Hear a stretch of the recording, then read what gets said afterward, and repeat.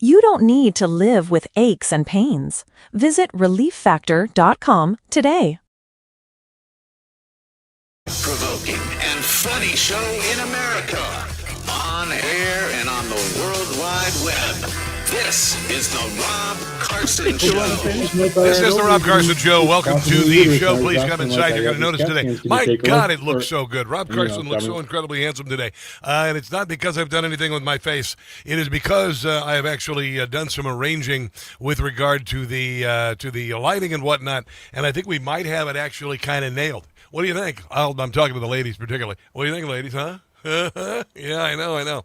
Anyway, welcome to the radio program, man. The live stream as well as we broadcast on radio stations around the country, and we also, of course, broadcast on Newsmax social media, which is gigantic. A big surprise. Somebody was whipped into a frenzy by the radical left in this country and the Democrat Party. Attacks an ICE facility in New York City yesterday. A man by the name of Andrew Arabaka. He poured gasoline onto the ground. It ignited it with a lighter and an incendiary. As attacks go, kind of a ham-handed, stupid attack. He poured some gasoline on the stairs, not near the building, then set it on fire. So, not exactly, well thought out plan. That device was a firework, a large firework in a canister. He then pulled out an airsoft rifle. Yeah, again, not a very good plan. I've got an airsoft rifle actually at home. It won't break the skin. I mean, even if you're really, really close, it shoots like 1,500 or 700 feet per second or something, but won't even break the skin. Looks like a gun, has an orange tip on the end of the barrel, which kind of gives it away.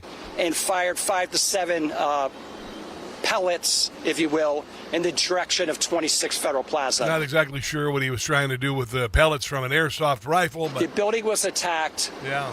Mr. Arabaka was looking to injure people and harm people. He had 2 axes, a hammer, there you go, a machete, and 3 knives. Wow. There you go. That is what happened in New York City, and a lot of Democrats they like to claim that they have no responsibility for it. Now, you ever seen those cases where the kids online are talking to the AI assistant, and then the AI assistant convinces the kid to kill himself, or the AI assistant convinces the kid to commit some act of harm, whatever, with Slender Man or whatever? You ever notice that? Do you ever notice what Charles Manson was able to do with the Manson family with the power of suggestion and whatnot? Well, guess what? That's what the Democrat Party has been doing for the last decade or so with regard to the Trump administration, the police, and, of course, ICE. And does this surprise anyone that this sort of crap once again happened? Subdue him and take him into federal custody. On the scene was recovered, among other things, 2 airsoft rifles and the container with the flammable liquid. Also affixed to the suspect's cart was a sign reading "ICE off our streets." Well, I believe that's seen on signs at these anti-ICE protests in places like Minneapolis, Minnesota, where a woman tried to run over and kill an ICE agent, and so he had to shoot her. And then another guy shows up after being at ICE rallies, kicking out the rear taillights of an ICE vehicle, and then, of course, attacking ICE officers while carrying a gun. During the incident, the suspect was wearing a military-style helmet. This incident occurred along federal property, and the NYPD is supporting the federal government in their investigations. Charges are yet to be filed. Our work with the Joint Terrorism Task Force and the Southern District of New York is critical to keeping our city safe. Have you noticed there are no Democrats saying this sort of behavior outside of ICE facilities is absolutely unacceptable? This sort of violence against law enforcement of any type is absolutely unacceptable. It's nothing. Absolute silence. Critics, or I should say silence, Democrats, pundits on television saying, well, yeah, it's all ICE's fault. I mean, honestly, this is all by design. They love it when this happens. They use these leftists as cannon fodder. They pray to whatever dark lord they have, maybe Satan himself, that somebody dies so they can blame ICE for all all of it. It is utterly, utterly ridiculous, and I'm really tired of suffering fools with regard to all of this nonsense. Here is Scott Jennings with a bunch of morons last night on Fox News, on CNN. They're trying to convince him the opposite of the truth. 10 people have been killed by ICE since this year. A lot of people have been killed by illegal ICE in the past year. How many people have been killed by ICE agents, and what were the circumstances surrounding? It was generally the ICE agents being attacked and fearing for their lives. Since Donald Trump took office, that didn't happen under Biden's administration. So let me make sure I understand. This deranged anti-ICE leftist tries to blow up the federal office in New York today, and that's Donald Trump's fault. Joe Biden. Nobody said that. You just gave a long speech about it. Yeah. Never said that. Joe You didn't listen to a Biden. word I said, did you? No one said that. Oh, God. I mean, if I were Scott Jennings, I swear to God in heaven, I would already be drinking again. I would be drinking again. I might even do other drugs. I have no idea. Give me some weed. I don't even care. How do you sit there? How do you deal with these morons every stinking night of the week? Joe Biden doesn't enforce immigration laws, and that's Donald Trump's fault. I'm trying to identify the end of the Choose Your Own Adventure book where it doesn't end with it's Donald Trump's fault. Stephen is right. They did not enforce the law. And you know who will tell you? You see, what happened was Joe Biden opened the southern border so they'd bring in a Trojan horse packed with millions of our country's enemies and illegals to fill up states where people have been fleeing because of failed socialist policies like California, so they could keep their representation, so they could up their census numbers, and then, of course, also register them to vote. 4 states in our country, California among them, Pennsylvania, one of them, Arizona among them, 4 states, 250,000 illegals registered to vote. Why do you register to vote? Real quick, is it because you're hungry? Do you register to vote to go fishing? Do you register the vote to get a job? No, you register the vote to vote. That anybody that works for ICE today will tell you when they were working there under Biden, they were told not to enforce immigration law. We haven't passed any new laws, and today we had the 14th straight month of no releases at the border. The border is closed. Not a single new law was passed. The only difference is the feds are enforcing longstanding existing law, and you have Democrats now demonizing the people enforcing. Yeah, because they want to keep the people in the country they allowed to come here illegally, loaded them up with all sorts of largesse, all sorts of free stuff. You may recall at New York City, they had Roosevelt Hotel, used to be a fine hotel. They just loaded it up with illegals, $500 a night, some of them staying there for a year. Billions and billions of dollars just in New York on illegal aliens, giving them all sorts of visa cards and free daycare, childcare, free diapers, all this while you suffered, and Joe Biden was the president of the United States. This is Lori Reese of the Heritage Foundation. I played this yesterday. Here is exactly why the left is anti-ICE, and their rhetoric has resulted in acts of violence against ICE, most recently the one yesterday in New York City. Here it is. Try it one more time. All right, hold on 1 second here. We got a little minor. You see, I start talking about and bragging about how we don't have any technical difficulties, and then we have one. And preventing ICE from doing its job because millions came in during Biden's 4 years, and they don't want them to be deported. Their political base depends on it, whether it is direct voting illegally, whether it is ballot generation through Social Security numbers and work authorization, et cetera, and the head count for the census to determine congressional districts and electoral college votes. President Trump did promise mass deportations in addition to securing the border. Mass deportations was the second plank of the platform. That's why one of the many things I voted for was this is exactly what we wanted and exactly what most Americans want. It's absurd. It's utterly absurd that the Democrat Party would say that we, the people, don't want people who came here illegally and abused the systems to be deported. We want that to happen. You come here legally. You want to assimilate into the culture. You want to learn the language. You want to live the American dream like our ancestors and those of us who came here to do that have done in their lifetimes. 2024.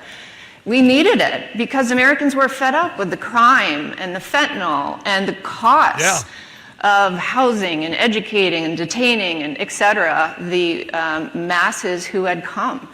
And that hasn't changed. And so that's why we need ICE to do its job. Yeah, that's why we need ICE to do its job. But the Democrat Party has decided to say that ICE is evil like they did the police in 2020. And then, of course, they burned the country. Another absurdity, another absurd atrocity that the Democrat parties pulled to say that we don't need the police in 2020 because George Floyd, a drug-addicted loser from hell, died of a fentanyl overdose. There's a police officer still in jail for it, rotting in prison, and he should not be there. But they were able to create a convenient psyop. They tried it with Mike Brown. They tried it with others. Didn't work so well. They tried it with what's his name in Chicago, going out to get his 12-inch footlong at midnight. Jussie Smollett, he was out to go get a 12-inch footlong at midnight. Not uncommon for Jussie Smollett to do, but they tried that and they tried that and they tried that, and then all of a sudden came George Floyd and kaboom, they were able to go after the police. Here's the difference between ICE now, according to Democrats, and ICE during the Obama administration.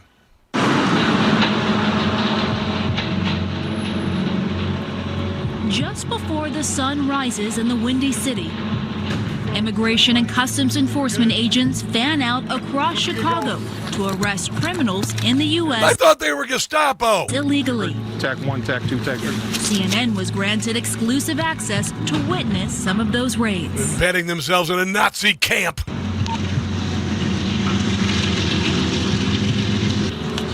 They want to come out extra early, like right now, because they want to catch these people before they go to work. Where's the outrage? That's why it starts so early in the morning. These people just want to come here and have jobs. All right, let's roll, guys. This is about a secret police force that this is, of course, Donald Trump and the Republicans have unleashed on American streets. No. They've been around for a very long time. They have. In cities. The way in which ICE is operating today is inhumane and illegal. Democrats cannot vote for more money for this unaccountable they did. Department of Homeland Security that is terrorizing people. The actions of ICE, they are unconstitutional, unlawful. They are cruel. They are rogue. They are racist. Repeat a lie enough, by the way. Repeat a lie enough, it becomes the truth. And it particularly becomes the truth among those who are mentally ill. And those people generally reside mostly on the left side of the political equation. As many as 50% of liberal women, for instance, are bat guano crazy. And the men are either soy boys or complete nutbags. We've got more on this coming up. Also, the Democrat establishment is starting to really panic about the leftward lurch of the party to Democrat socialism. It's a lot of fun to watch. All of that is coming up on the Rob Carson Show. Let's take a break and come back. Don't go anywhere.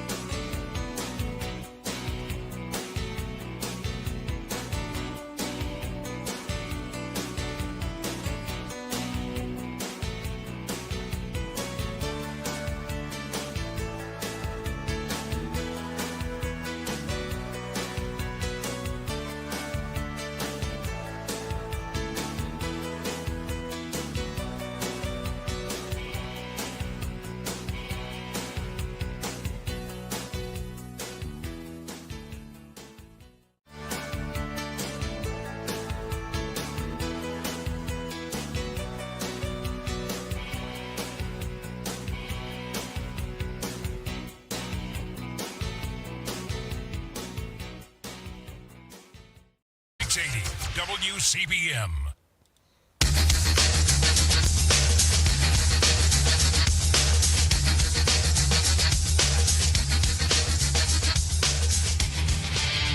The Rob Carson Show podcast is everywhere.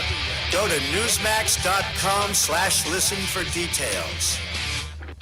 Terrorism experts call this stochastic terrorism, where somebody has been so demonized that it creates this heightened risk of lone wolf actors. Donald Trump is turning this nation into Nazi Germany. You now have a president, as you said, talking about exterminating Latinos. A re-election of Donald Trump could mean the end of democracy. This would be the end of America. An actual Trump-led wannabe empire is the end of democracy. Stochastic terrorism is a way of using language that is clearly meant to incite some percentage of the people listening for a violent purpose. What does that potentially do for unbalanced people out there? He is destructive to our democracy, and he has to be eliminated. Yeah, this is why Donald Trump has been, there's been 4 assassination attempts against him. Because this is a tool of the left to unhinge people, to commit an act of violence so they are the hero. This fool who attacked the ICE facility in New York City felt that he was attacking the Gestapo, and consequently he felt it was righteous. It was misguided at best, but the Democrat Party can wash its hands of it like nothing ever happened. But that's what they do intentionally. They've been doing it for a while. Masked men jumping out of unmarked cars, people disappearing, no due process. No oversight, zero accountability happening in the United States of America today. When I see ICE, I see slave patrols. These ICE agents running around our communities like masked bank robbers, terrorizing women. ICE federal agents. Wait, that was Eric Swallowswell talking about terrorizing women. Pulling up, terrorizing our communities, hopping out of unmarked vans, stealing and... No, not at all. Not one little bit. Everything they're saying right now is absolute bullshit. Yes, kidnapping people. An authoritarian government in Washington, D.C. is dispatching mass None of this is true. Not one little bit. Agents to abduct immigrants from our streets. This is Gestapo-like behavior. There should be no question to what our country would look like had the Confederacy won. It does look like a Gestapo operation. Donald Trump's modern-day Gestapo. Yeah, the Gazpacho. You got to watch the Gazpacho, too. They're in unmarked vans, Gazpacho's bad, yeah. Being shipped off to foreign torture dungeons. We have got children in Minnesota hiding in their houses, afraid to go outside. Many of us grew up reading that story of Anne Frank. Somebody's going to write that children's story about Minnesota. All right, so I have a minor issue with my audio software here, my video software, and I'm going to have to shut it down for a second, and I apologize. There's a very good chance that you may be seeing a blank screen here real quick. I'm going to restart it here. I apologize. Again, once in a while, when you start to kind of brag about how things are working, then suddenly they stop to work. So I'm going to have to restart that software, and what we're going to have to do is probably going to have to lose the stream for a second.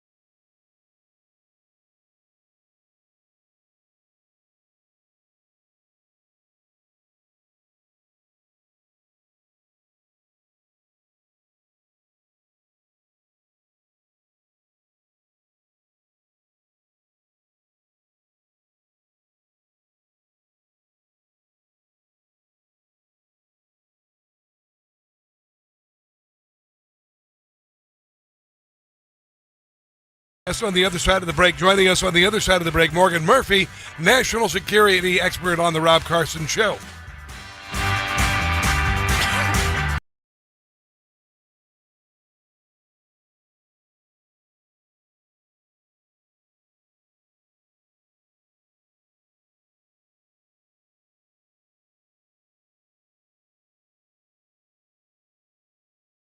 Hey guys, it's Carson for Ghost Bed. Do you really want another summer like last summer, barely sleeping because you were too hot all night?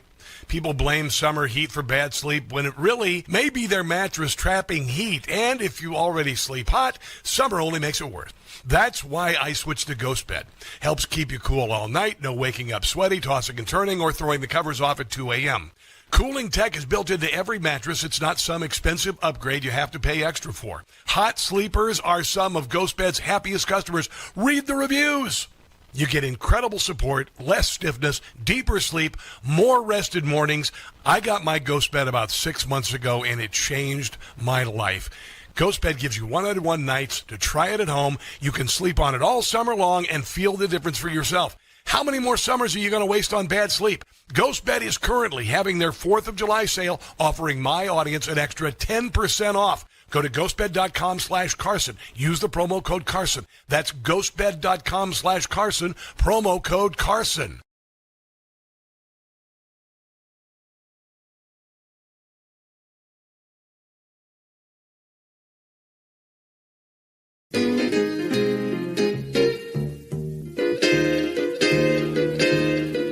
To the town of Portland I said in the guard, Antifa, they are gonna hit you hard. The Democrat mayor's getting in my way. Go ahead, punks, and make my day. F around and find out. F around and find out. Schumer's gonna find out. I mean business and I'll get my way. Pencil neck and Chris Ray. For your crimes you will pay. You have both been found out. Hope you get a lengthy prison stay. Listen up, Hamas, I am warning you. Break the ceasefire and you'll be through. Democrats, hang your head in shame. For the shutdown, you're gonna get the blame. F around and find out. Mess around and find out. F around and find out. In the end, I'm gonna win the day. Find out.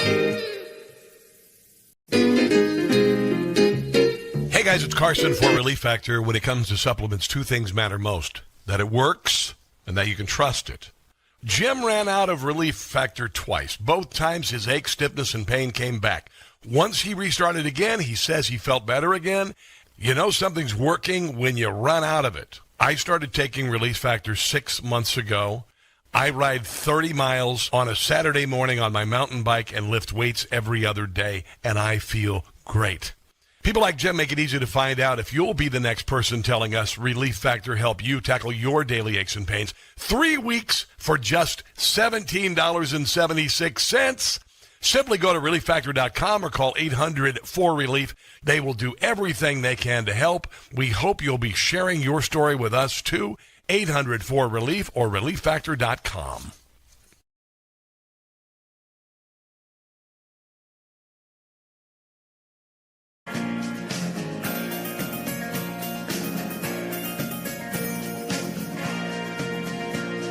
They're saying that Joe Biden has written a new book. But we know he's not capable, not that old senile crook. He can't even write his name, an auto pen was used because Sleepy Joe is always confused. Anonymously written, Joe Biden's book will be about the worst president in U.S. history. Real author will be unknown, you know it won't be Joe, because his brain is moving very slow. Not one single word written by Joe. They're ghost writing Biden's book.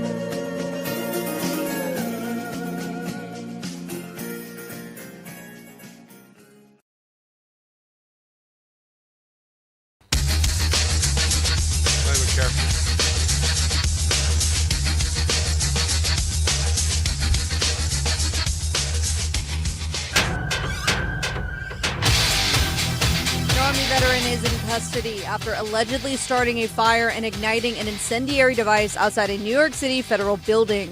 On Monday, 42-year-old Andrew Arabaka was taken into custody after authorities say he launched an incendiary device at 26 Federal Plaza.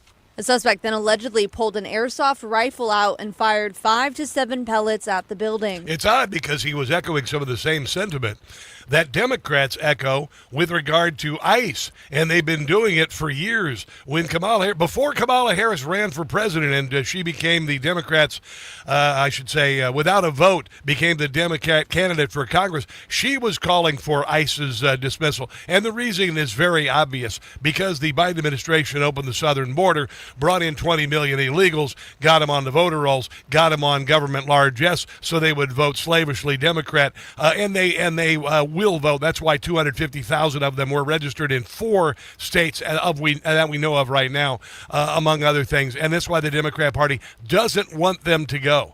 Doesn't want, like a bad boyfriend, and the parents are like, you got to get out of here, you got to get rid of him. And they're like, no, we need him because we're losing and all of that. But they repeating the same nonsense that the Democrat Party has been talking about ICE, talking smack about ICE. ICE is Gestapo. ICE is the Nazis. All of this has been going on for years. And ultimately, someone unhinged does something like this. Let's see. Donald Trump is a fascist. Donald Trump is a Nazi. Donald Trump is a white supremacist. Joe Biden did a speech in front of the Independence Hall when he was a president for no good reason but to call Donald Trump and his followers MAGA fascists and enemies of democracy.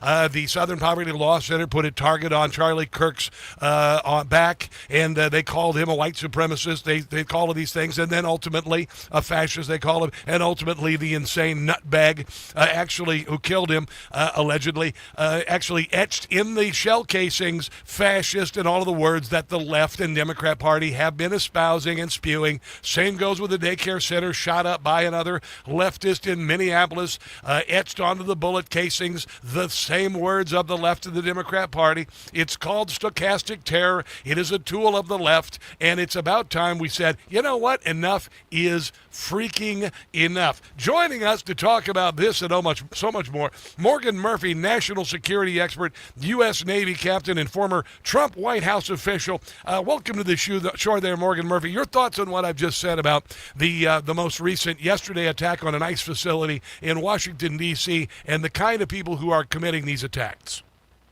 Rob, it's great to be with you, and you are exactly right. In fact, the irony writes itself.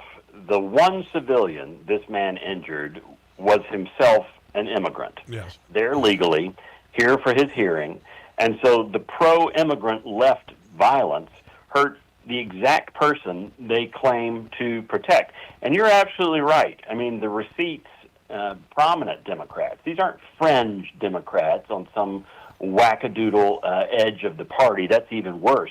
This is right down the center of the Democrat Party. They own this. Governor Tim Walz, who was the vice presidential candidate, said, quote, Donald Trump's modern-day Gestapo is scooping folks up off the street. Right there in New York, Representative Dan Goldman said to ICE's acting director at a February hearing on Capitol Hill, quote, if you don't like being called a fascist regime or secret police, then stop acting like one. I mean, these are, and Pritzker of Illinois said basically the same thing. I can go on and on. Yeah. But they have been calling us fascists and Gestapo and Nazis. It is just a word they sling around really carelessly, and it emboldens the crazy part of that party, which is not small. No. There is a reason why violence is being it's a one-way street right now. Of course it is. Violence is being perpetuated against conservatives. We've had our president, tried to assassinate Donald Trump 3 times. Charlie Kirk, I could go on and on. Yes. But you're exactly right. Well, I want you to listen to this. This is what happens when you work people into a lather. This is out of Minneapolis.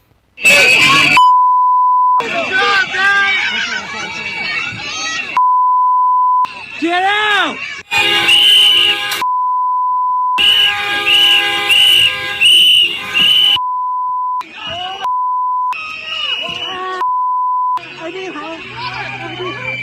Shame on you! Shame on you!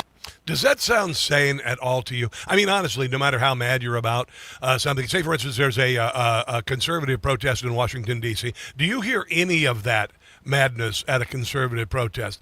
Or is this something that they have been grooming since Occupy Wall Street?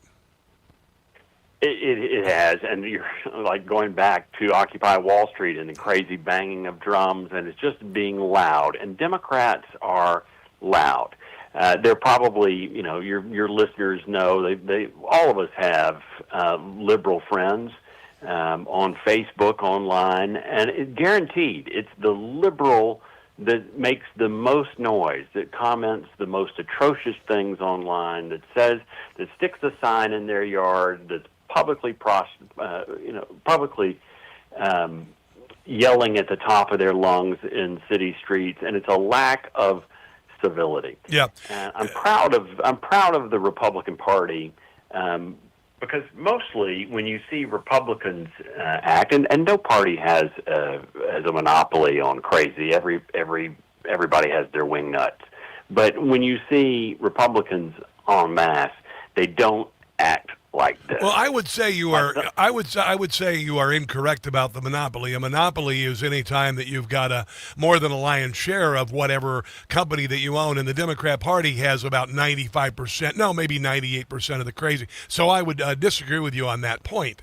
However, I want you to think about this, and I ran somebody said this years ago. Voltaire said, "Those who are made to believe absurdities will commit atrocities." And let's use, for instance, Elon Musk, who is the Thomas Edison of our generation, presuming that you are a Gen Xer like me, a brilliant man. And if I'm not mistaken, about a year and a half ago, he was a Nazi. He was going to cut government programs. They immediately painted him as some sort of a Nazi. He waved at the crowd at the right time. They made it into some sort of Nazi salute. And then consequently, people went out and burned his car dealerships. There were people who were driving Cybertrucks in parades, and there were people along the parade route, and the mayor or the marshal of the parade in the Cybertruck, they were vandalized or accosted. And now we've already moved on. He's no longer a Nazi. This is the kind of nonsense that we're dealing from the left, and I think we're getting near our end with regard to patience. Well, there is a point where society breaks down if you don't enforce your laws. And for too long, we've looked the other way. And justice has taken a backseat to mercy for decades. And if you just dole out mercy, they're two sides of the same coin. If all you do is give mercy and clemency to people, then there's no justice. Yes. And there's no justice without mercy too. So we've erred too far, as you say, in one direction, and we've got to start handing out justice to people who deserve it. Now, I want to continue the conversation on the other side of the break with Morgan Murphy. I want to talk about the leftward lurch of the Democrat Party, and I don't know if you've noticed the last couple of days a degree of panic rising from the Democrat Party with regard to this. I want to know your thoughts about the future of the Democrat Party. What's going to happen before the midterms, do you suppose? And we'll continue the conversation on the other side of the break. This is the Rob Carson Show.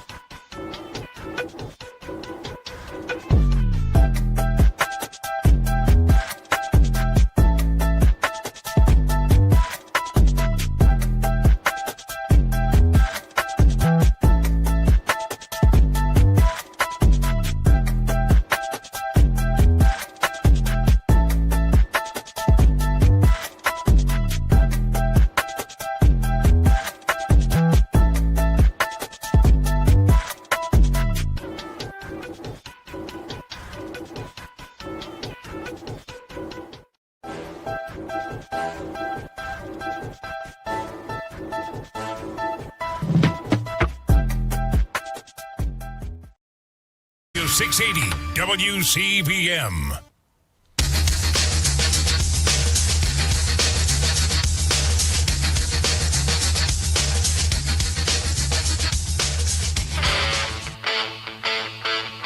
There are no signs that Iran is ready to stop fighting. So what is the plan? Is the plan to just keep bombing until they give up? There are no signs. What, do you know something that I don't know? Well, they continue to attack our allies and You kill don't know Americans. what the dialogue is behind the scenes, that they want to meet desperately to try and end it because they're getting decimated. You don't get that when you listen to your fake station, but you don't know. You don't know anything. So talks are do you know still something that I possible, don't know? Do you know something I don't know? Well, tell us. I will tell you, they want to desperately meet, and until they're ready to meet in a meaningful way, we have no interest in even. Now, the liberal media, the leftist media, has from day one when Chris Murphy said, day one when we killed the Ayatollah, on day one, Chris Murphy said that the Operation Epic Fury was a disaster, and the leftist media has essentially taken the side of the Ayatollah, the cardboard gay Ayatollah, and the IRGC ever since. Morgan Murphy, what are your thoughts on the last 9 days now of renewed attacks on Iran, the decimation of what was left of their military force, and where we go from here? The president is using every option at his disposal to try to get Iran to be reasonable. And they have been crazy. And this is the regime of Iran, not the Iranian people. Yes. But the regime running Iran has been think of the craziest person you know and multiply that times 10, and that is the Iranian regime. I was speaking a couple nights ago with a very senior member of the administration, friend, and we said, thank goodness that this kind of conflict has happened with a regional power as opposed to a Russia or a China, because the nature of war has evolved so quickly right under our noses in the past 5 years, where the Navy, in particular, and the Air Force, are really getting prepared for great power conflict with a regional player. The Shaheds drones that the Iranians have fly at about 100 miles an hour, and they project exactly where they are. If this were China or Russia, it wouldn't be doing that. So I think we're turning a corner on Iran. There is traffic going through the strait. The Iranians have played their last shot trying to close that strait. The U.S. Navy has been in the business of opening blockades since 1865. Here in my own state of Alabama, they ran the blockade in Mobile. And it was Admiral Farragut who said, damn the torpedoes, by which he meant mines, full speed ahead. So they're going to go full speed ahead. They're going to open the strait, and it's going to be game over for Iran. Yeah, what do you suppose? And I talked to General Blaine Holt, and I predicted that the people of Persia will be free. They've been under the rule of this regime for 47 years, all of my adult life, all of my teenage years, and all of that. And I don't believe it's hoping against hope. I believe that we're going to see a free Iran, and I believe we're going to see a millennial peace in the Middle East. Do you suppose that is coming, and when do you suppose it'll happen? Well, think about what's happened right now. In just the past 5 years, Rob, did you ever think in your lifetime that we would see the Gulf states all united with Israel, taking Israeli intelligence to fight in a joint way against Iran? I mean, nothing unites the people. Like Iran this week has attacked Jordan, Saudi Arabia, Qatar, Bahrain. I mean, they have basically bombed every one of their neighbors, which has united the whole of the Gulf in a way that in our lifetime has never happened. So the Trump doctrine and the greater chess game that he is playing in this board is something unseen. I mean, we just had all of our lives have had presidents who pacified the lunatics in Tehran. And Trump is the first president who said, we're going to cut the head of this snake right off. Speaking of lunatics, let's talk about the Democrat Socialists of America. I believe they will be put out like a cigarette under the butt of our heels. But the Democrat Party has not been able to handle this temper tantrum by a small number of radicals. I believe that things are going to change pretty dramatically. And right now we're seeing a level of panic among the Democrat Party. We have not heard a dang thing from Hakeem Jeffries, haven't heard a thing from Chuck Schumer, haven't heard a thing from Nancy Pelosi. The only people who are still hanging tough with this bunch of radicals are people like Liz Warren. I've said the Democrat Party is doing a death spiral into hell. It appears to have been accelerated. What are your thoughts on this leftward direction and what's going to happen with the establishment versus the young Turks? Well, I just quoted the lunatic Dan Goldman saying that ICE is acting like the Gestapo. Yes. But he just lost by 30 points. He just got wiped out, right? Because he is not left crazy enough for their party. Yep. And the problem is the Democrat Socialists of America is they're poised to double their representation in Congress. That looks like winning to a party that keeps losing. I mean, I frequently remind Republicans, like, we're in control of the House and the Senate and the executive branch and the Supreme Court. We are winning. And so this looks like a winning strategy to Democrats. I mean, as crazy as it is, and it sounds, Mondami has, he's sitting at a 58% favorability rating in New York City with his pothole politics, and it's appealing to, I guess, people in Brooklyn. I don't think it's going to play in Alabama. No. He's losing the Jewish vote. The Democratic Socialists are losing, the church-going black vote here in the South. It's far more conservative than they think. I mean, so I don't think it's going to play well for them on a national scale. It certainly isn't, resonating with ordinary Americans who know, that Democrats, socialism's oldest trick is to rename envy as justice and resentment as compassion. And Americans just aren't going to buy it. No, they're not. And whenever it wins in places like Seattle or New York, people leave en masse. California is a prime example of that. Maryland now, another prime example of that. So I think we're going to see some fits and throws here, but I do believe that the Democrat Party is in a lot of trouble going to the midterms. I appreciate you joining me today, Morgan Murphy. Tell us where we can. Great to be with you, Rob. Absolutely good to talk to you again. Where can we find all of your social media presence? Yeah, come follow me on any social media platform, Twitter, Facebook, Instagram. It's Morgan W.W. Murphy on any of them. All right, take care, buddy. We'll talk to you soon. Let's take a break and come back. This is the Rob Carson Show.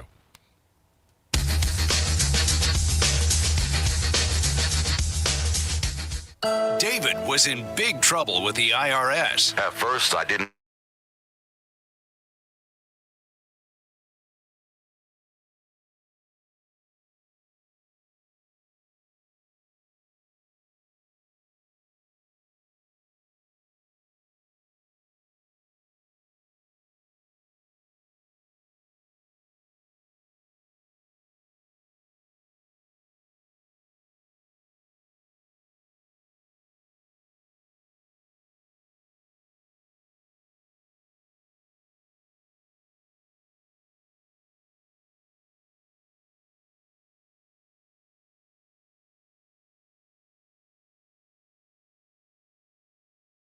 I had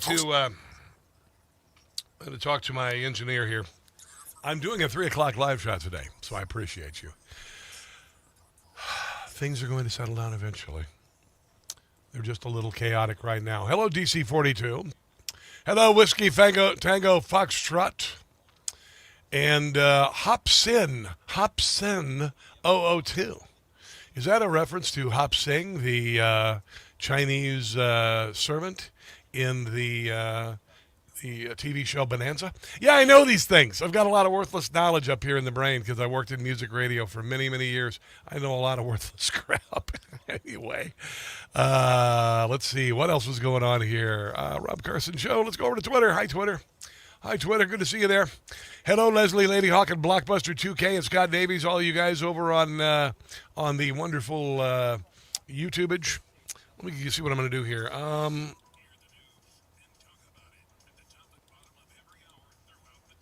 Yeah, I'm going to do this next. Pardon me one moment, guys.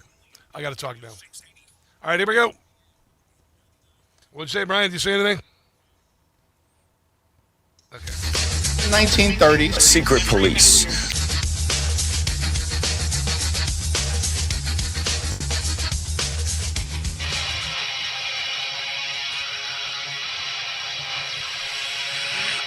Every single ICE agent who's engaged in this aggressive overreach, no matter what it takes, no matter how long it takes, will of course be identified. This is not the 1930s. Secret police who are masked, who are intimidating, who are scaring people. These Gestapo-like tactics. This is Gestapo-like behavior. I think we're kind of we've reached our the end of our patience with regard to the left and calling ICE Gestapo, and I feel terrible for those who are members of this agency. I remember just a few months ago when I moved to Washington D.C., probably 6 months ago, I was talking to an ICE agent at the gym. And I said, "What do you do?" And he goes, "I work at ICE." And I'm like, "What do you do?" He says, "I don't want to make a big deal out of it."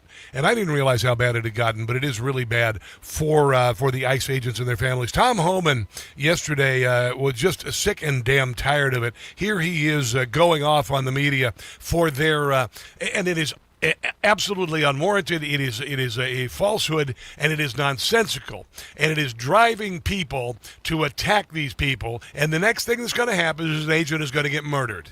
That's just the way it works. That's just what the left wants. This administration says you always comply with law enforcement, but the hateful rhetoric that ICE isn't a real law enforcement agency. I see these signs that will resist. ICE are let's abolish them. They're fascists. When you keep that hateful rhetoric up for a year and a half, there's going to be that percentage of that part, that left population by design that it's going to be emboldened to take action because they're not real law enforcement agency. I should resist them. All they had to do is simply comply with. This is why, like Renee Good, who was bat guano crazy, she moved her children to Canada when Donald Trump was elected. That's bat guano crazy. Upset her kids and all that. Came back here, married a nutbag, another woman, and they would go out and interrupt ICE raids. They had no business being involved in it whatsoever, and ultimately Renee Good tried to run over an ICE agent and was shot to death by the agent protecting himself. Law enforcement. If you don't like what law enforcement did to you, then go to the courts, sue. Call the ACLU, do whatever you want to do. But you should always comply with law enforcement. If they did, they'd be alive today. Now, I'm not going to comment on the investigation itself, but wait for it to play out. This is about complying with law enforcement, and a lot of the negative. Yeah, the ICE agents are not Nazis. They are not secret police. They don't scoop people up in unmarked vans and abscond them from the country. They act on legal orders. All right, let's move on. The Democrat Party is freaking out about the Democrat socialist takeover. We will talk about that. Even Van Jones thinks they've gone too far left. That's nuts. Don't go anywhere.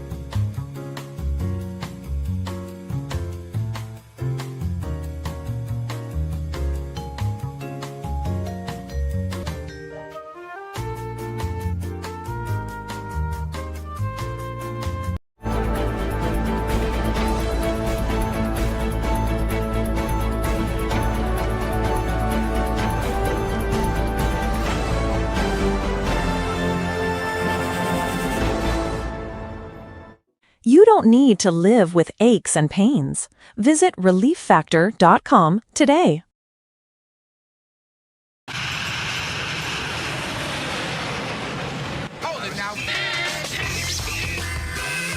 are about to hear the most interesting, informative, thought-provoking, and funny show in America.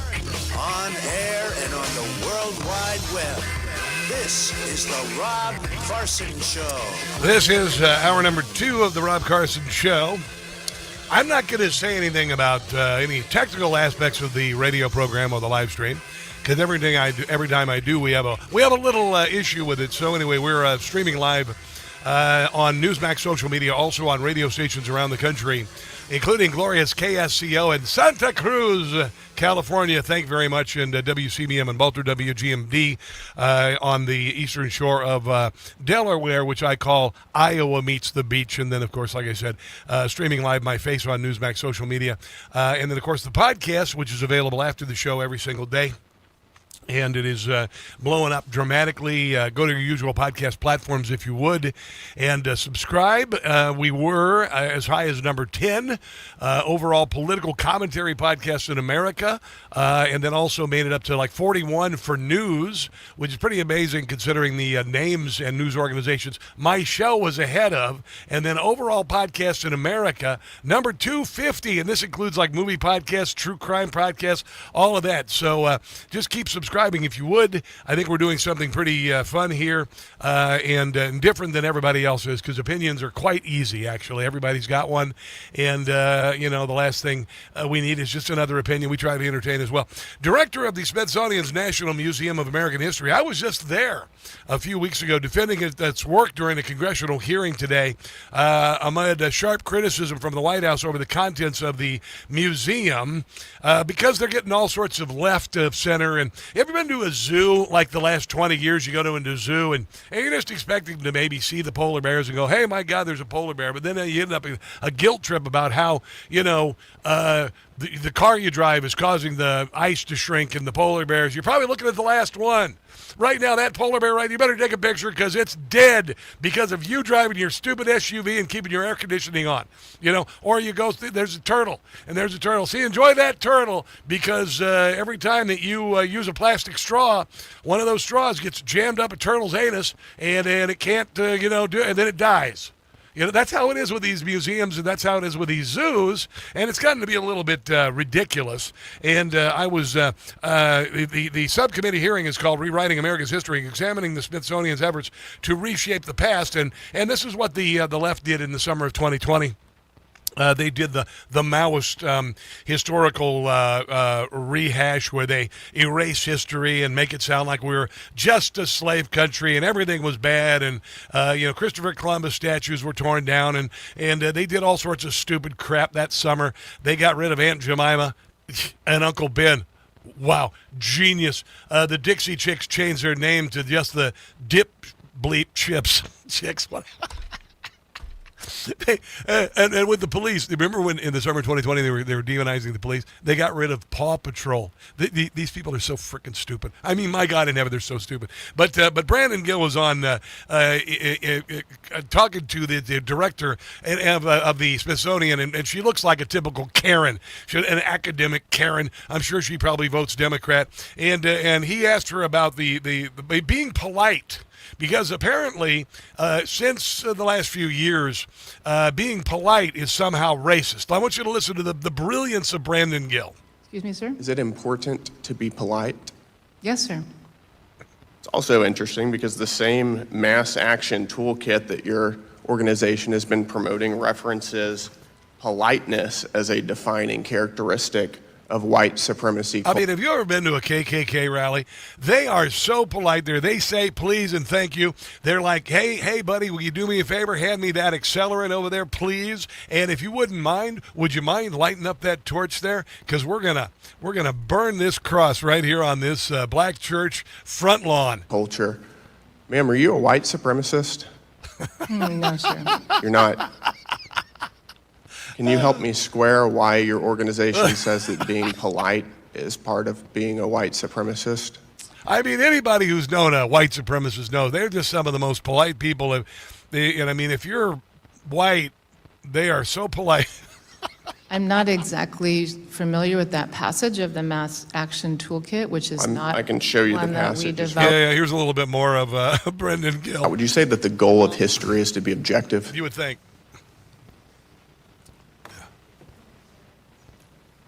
They turn on the button there. Thank you, sir, for the question. I think that there are many goals of history, and certainly as you collect, as we do, examine evidence. Maybe tell the truth. Create Is scholarship. objectivity one of interest the goals of history? We strive to be objective and nonpartisan and not based on any. Unless you're white. So it's one of the goals. Doesn't that seem a little bit concerning? It certainly does to me, because as part of this white supremacy document that your organization has promoted, objectivity is a core and defining aspect of white supremacy culture. Do you think my God, white supremacists are objective and polite. that it's the goal of That the is Smithsonian Institution I to had no idea. promote white supremacy culture? Sir, do you mind sharing with me which document? White supremacy culture right here. This is part of the mass action toolkit that your organization is Yeah, promoting. it has gotten to be a little bit ridiculous with regard to the Smithsonian Institution. And everybody knows this is about not necessarily maintaining history, but casting aspersions on American history. We know this. I saw this the other day, and now this is kind of an ideal opportunity for me to bring it up. There is this woman, Catherine Bertzeling, University of Oxford, headmaster of Michaela Community School in London. And she explains the mass indoctrination into narrative oppressor versus oppress. And this really, really is exactly what's going on at the Smithsonian Institution. Ask any young person what history they learned at school, and they'll tell you Hitler. Ask them what else? Slavery. Ask them what else? American civil rights. In fact, what little they know of history will be all about black and brown people fighting for equality against the white man. Yeah. Women fighting. But don't forget that white supremacists are very courteous and polite. I might even throw prompt in there. Men for the vote. Just for bleeps and giggles. Gay and trans people fighting for various rights. Yes. Our young people have been taught that history is simply one long story about various groups struggling under the oppressive. Yeah, you see how that has changed? Do you see how that has changed, where we used to say, George Washington, crossed the Delaware. Many of the members of his party had their feet frozen off, for God's sake, went through untold suffering so that we could create this great nation, which became the greatest engine of individual and economic liberty in the history of mankind. Now it's not. There's a bunch of white people on a boat with slaves. Dead white man. Out with Dickens, Shakespeare, Kipling, and Wordsworth. We must decolonize. History is taught through an oppressor lens. The triangular slave trade, white men held the power. What about Britain ending the slave trade? More than a quick mention, if at all? No. What about all the colonies that didn't allow slavery from their founding? Yeah, that happened too. Here's a little more from this Catherine Bertzeling. It's brilliant stuff. Take your kids to a museum or an art gallery. Like the Smithsonian. In any Western country, and you'll find the same narrative. What? As an example, when learning about aviation in London's Science Museum and the extraordinary feat... The Wright brothers were white! That is, man making massive machines move in the sky. Which was pretty amazing when you consider 200 years ago. A write-up on the wall explains that women and black people were historically barred from aviation schools and the military. Similarly, James Watt, the man who invented the steam engine and is considered the founder of the Industrial Revolution. What was bad about him? Has a write-up on the wall explaining that his early career involved slave trafficking with a bonus analysis of the whole of Britain's complicity. Yeah, but he was polite. He was polite and prompt, I think, as well. It's about oppressor versus oppressed. They flatten the entire human story and all of its complexities into the narrative of oppressor and oppressed. This is your Democrat Party. This is the Democrat Socialists of America. It's either oppressor or oppressed. That's the way it is. Leaving young people unable to see the world in any other terms. And this all ties in together with this whole nonsense about reparations, for instance, for something that we had, nobody living today had anything to do with. Is that slavery was not about race, and it's important. It was not about race. The only reason we think... Listen to this carefully. Listen to this very carefully when she talks about slavery. Slavery was never about race. That's racist. No. I need you to pay attention. This is brilliant. It's about race is because philosophers like David Hume in the 18th century ranked human beings and put Africans at the bottom, saying that they had no souls. The Enlightenment imposed the concept of race on a practice that had been going on for centuries in order to justify that practice. And why did they have to justify it? And this is the point. Because people in the West began to question slavery's moral validity. The fact is that people of all colors owned slaves, both as part of the Atlantic slave trade and outside of it. In the United States and Caribbean, black people owned thousands of black slaves. And so did the Native Americans. Nearly 20,000 of the Native American 5 civilized tribes sided with the Confederacy during the Civil War, fighting to keep slavery alive. I don't teach you that at the Smithsonian. 28% of the black population who were free in New Orleans pledged their support to the Confederacy. All of the 13 southern states of the Confederacy had substantial numbers of black slave owners. Wow. There were more than 250,000. That's not what I learned from Django Unchained. Free blacks, and nearly 4,000 of them were slave masters who owned more than 20,000 slaves. The practice of slavery was legal, after all. We need to remember that governments did not own slaves. Slave owners did. In fact, the U.S. government fought a war to end slavery. Yeah, we did. How much should the descendants of the 400,000 Union soldiers who lost their lives fighting to free the slaves pay to the descendants of the slaves they freed? That's an interesting idea. Maybe reparations for the families of the soldiers who died getting rid of slavery, because they went back to their homes and they were dirt poor their entire lives. Many of them limbs blown off and not able to make a living, dying in absolute poverty. That did happen. And here is a final point from this Catherine Bertzeling about the ridiculousness of being held responsible for the sins of our ancestors. Bizarre to suggest that human beings should inherit the outrage of the deeds of their parents. Should the child of a mass murderer be sent to prison because of his father's crime? No. In America, in the main, it was the Democrats who owned slaves, and the Democrats who in the main passed and enforced Jim Crow laws. That's true. It was also the Democrats who founded the Ku Klux Klan. Should the current Democratic Party be held responsible for this? No. We do not inherit the sins of our fathers. There you go. I like that. Let's take a break and come back. This is the Rob Carson Show.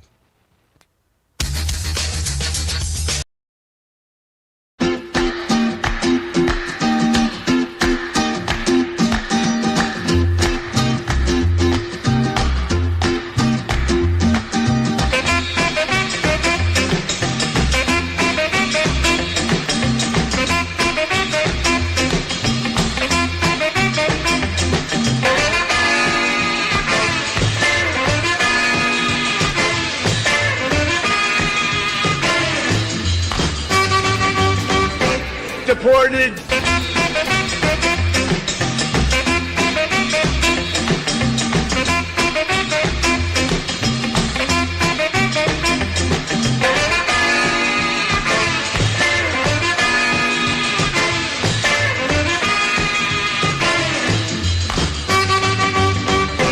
Deported.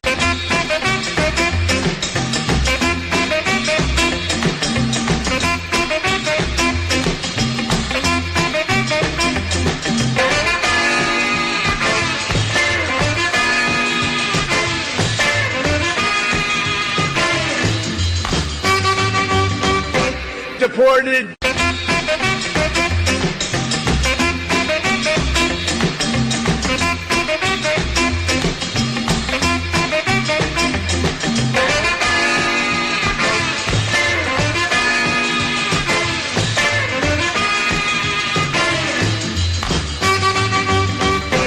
Get him out. Ready? Are you ready? Get him out of here. Get him out of here. Get the hell out of here.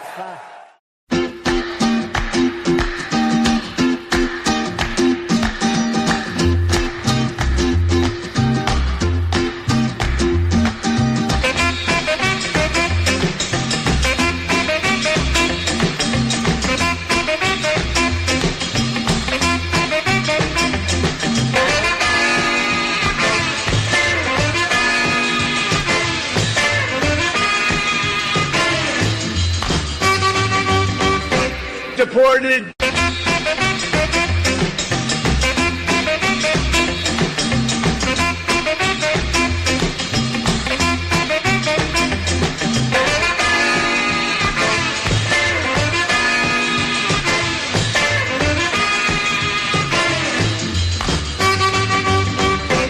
Deported.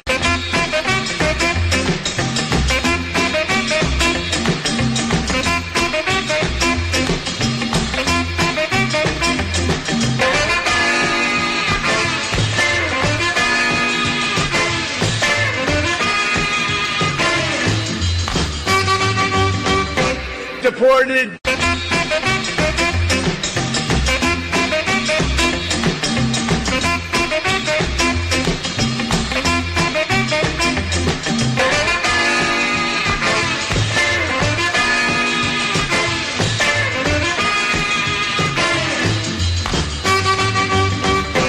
Get them out. Ready? Are you ready? Get them out of here. Get them out of here. Get the hell out of here.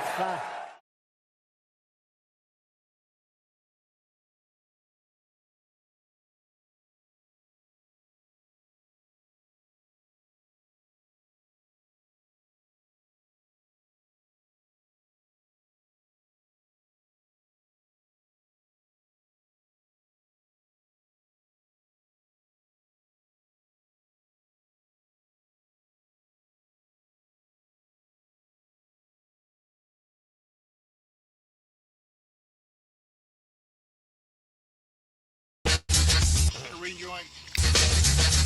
And Mark is standing by. Poor little Democrats. Are you guys okay today? I came in to check on you. Every time Trump does something good, you guys spaz out. Yeah, I know. Would you guys shut up and let him work? I am tired of a set of people on the very far left in the Democratic Party. These are terrible ideas. These are awful ideas. Where did these ideas even come from?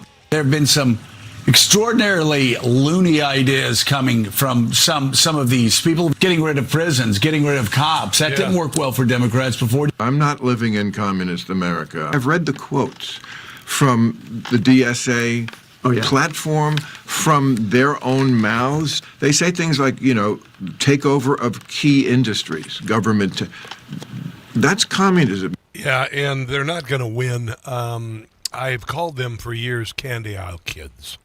Remember what I said about candy aisle kids? My generation didn't have we had all the aisles were candy aisles at the grocery store. All of the aisles were candy aisles at the grocery store. And we didn't have these grocery carts that looked like you're trying to steer an oil tanker into the Panama Canal with seating for 4 with safety belts, and the thing's 12 feet long. And you and here's a non-candy aisle. You know why? Because for some reason a generation of parents couldn't say no to their kids. So they have to have an aisle where candy is not even available, because otherwise they're spoiled, rotten, entitled children. Throw a temper tantrum and embarrass the crap out of the parents, and the parents eventually capitulate. Those are candy aisle kids, all right? My generation, it was, hey, I want a Snicker bar. Mom, no. I want a Snicker bar. Mom, when I get to the car, I'm going to beat your butt.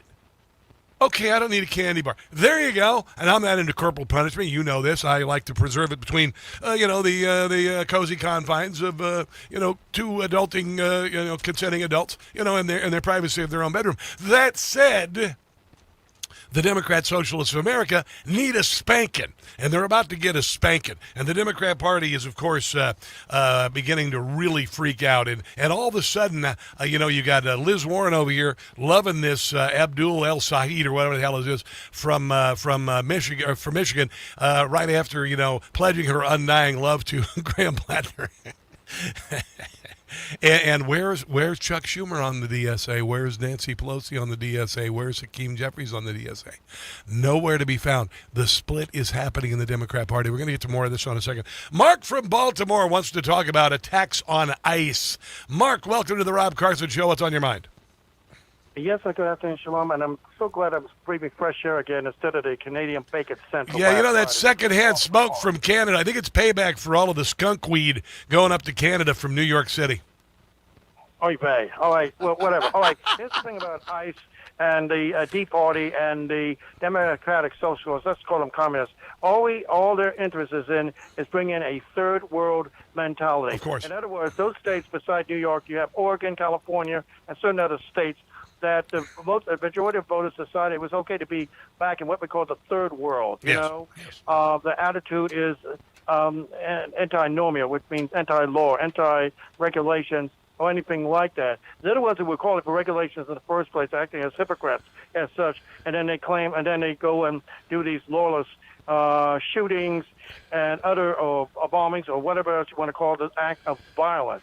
That's not what America is really all about, and unfortunately, the Tea Party is already lost. You know, in the fog. So that's why the Republican Party and even Republicans in those states with a minority need to do some more. If they don't want to immigrate to other states that are more favorable, like Texas or Florida, need to get more people who are going to vote like them. Well, yeah, they had some of those in the L.A. election, but apparently they roused up a bunch of homeless people, gave them cigarettes and all of that. See, here's what the Democrats want to do: they want to bring in third worlders who think that $1,000 a month or whatever with free room and board or whatever, you give them a pittance, which in those countries is a big deal because Somalia is an armpit of the world, and they will vote slavishly Democrat. And the Democrat Party will get billions and billions and billions of dollars, more than enough for these people to live on, and they'll skim off the top and enrich themselves and their NGOs. That's the plan they got.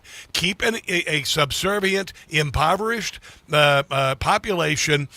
This worked forever in America's inner cities. It's not working anymore, and that's what they're doing right now. You know what's really amazing, though, Mark? Why has the Democrat Party never demonized and called the IRS Gestapo? Why have they never said the IRS, they kick down doors with arms blazing, with unarmed people who only owe the government some tax debt they've got behind on their taxes. They can't afford these taxes, and the IRS, these Gestapo agents, show up without warrants and spirit people off to prison. Have you ever noticed they don't do that? Yes, I noticed that. I really want to thank you for bringing the emes, which is the Hebrew word for truth, to the forebear. We appreciate you all. And glad again we're breathing fresh air. And also, remember our Apollo 11 astronauts. Yesterday was Moon Day. It was the 57th anniversary. I didn't know that. Of walking on the moon. That is very important. 1969, when I was 9 years old. Very important today for the space age. So anyway, is that why the kid who lives in the apartment next door was sticking his butt out the window? Is that because it was Moon Day? I don't want to get into that. That's not that kind of moon. All right, we got to go. We got to run. Thanks, Mark. Mark, appreciate it. Mark, thank you. Mark. We would not be celebrating 250 if it weren't for a strong foundation built by the framers, even though they were white people. Hamilton built America's financial foundation on the principle of sound, stable money, a principle embodied by the gold standard, abandoned by the country in 1971. What's the foundation of your savings? Is it performing well? Gold was $1,200 10 years ago. Now it's in the 4,000s. Birch Gold has been helping Americans solidify their savings with gold over the last 15 years. They'll help you convert an existing IRA or 401k into an IRA, a tax-sheltered IRA in gold, just like they did for me. Thank you very much. Learn how gold fits into your portfolio by texting my name, Rob, to the number 989898. Rob to 989898. Receive a free no obligación información kit, A+ rating from the BBB, and countless 5-star ratings, including from this guy who has money with Birch Gold. Text my name, Rob, to 989898 for Birch Gold. That's 989898 for Birch Gold. Coming up, Liz Collin, Alpha News journalist, Minneapolis, Minnesota. Always lively, always awesome. Don't go anywhere.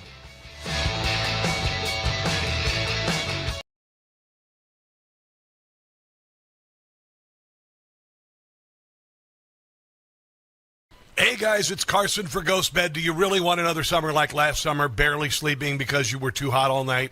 People blame summer heat for bad sleep when it really may be their mattress trapping heat. And if you already sleep hot, summer only makes it worse. That's why I switched to Ghost Bed.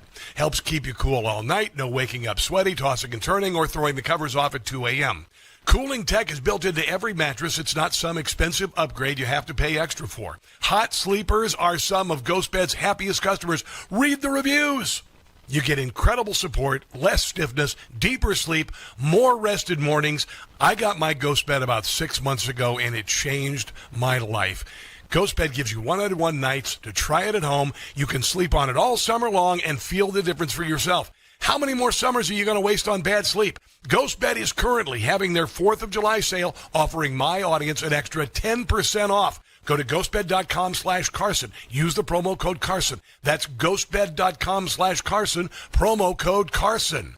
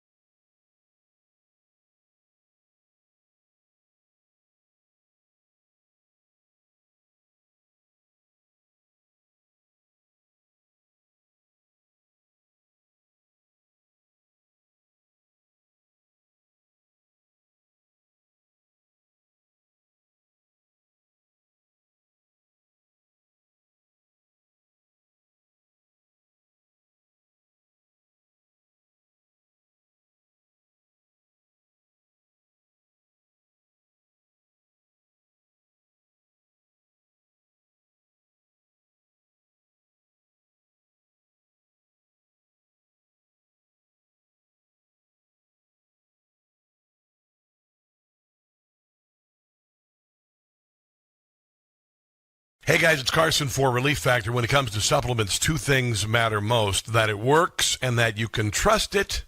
I trust Relief Factor. We hear from people every single day whose lives have changed. And of course, we'd like you to hear a few of their stories. Mark, for instance, was in tears from his daily hand joint discomfort. But after a week on Relief Factor, he felt 50% better. Now he barely even notices any pain. I can attest to this. It used to hurt getting up and out of chairs or even off the bench press at the gym. Not so much anymore. People like Mark make it easy to find out if you'll be the next person telling us a Relief Factor story and how it gave you your life back. 3 weeks now for just $17.76. Simply go to ReliefFactor.com or call 1-800-4RELIEF. They'll do everything they can to help. We hope you'll be sharing your story too. ReliefFactor.com or 800-4RELIEF.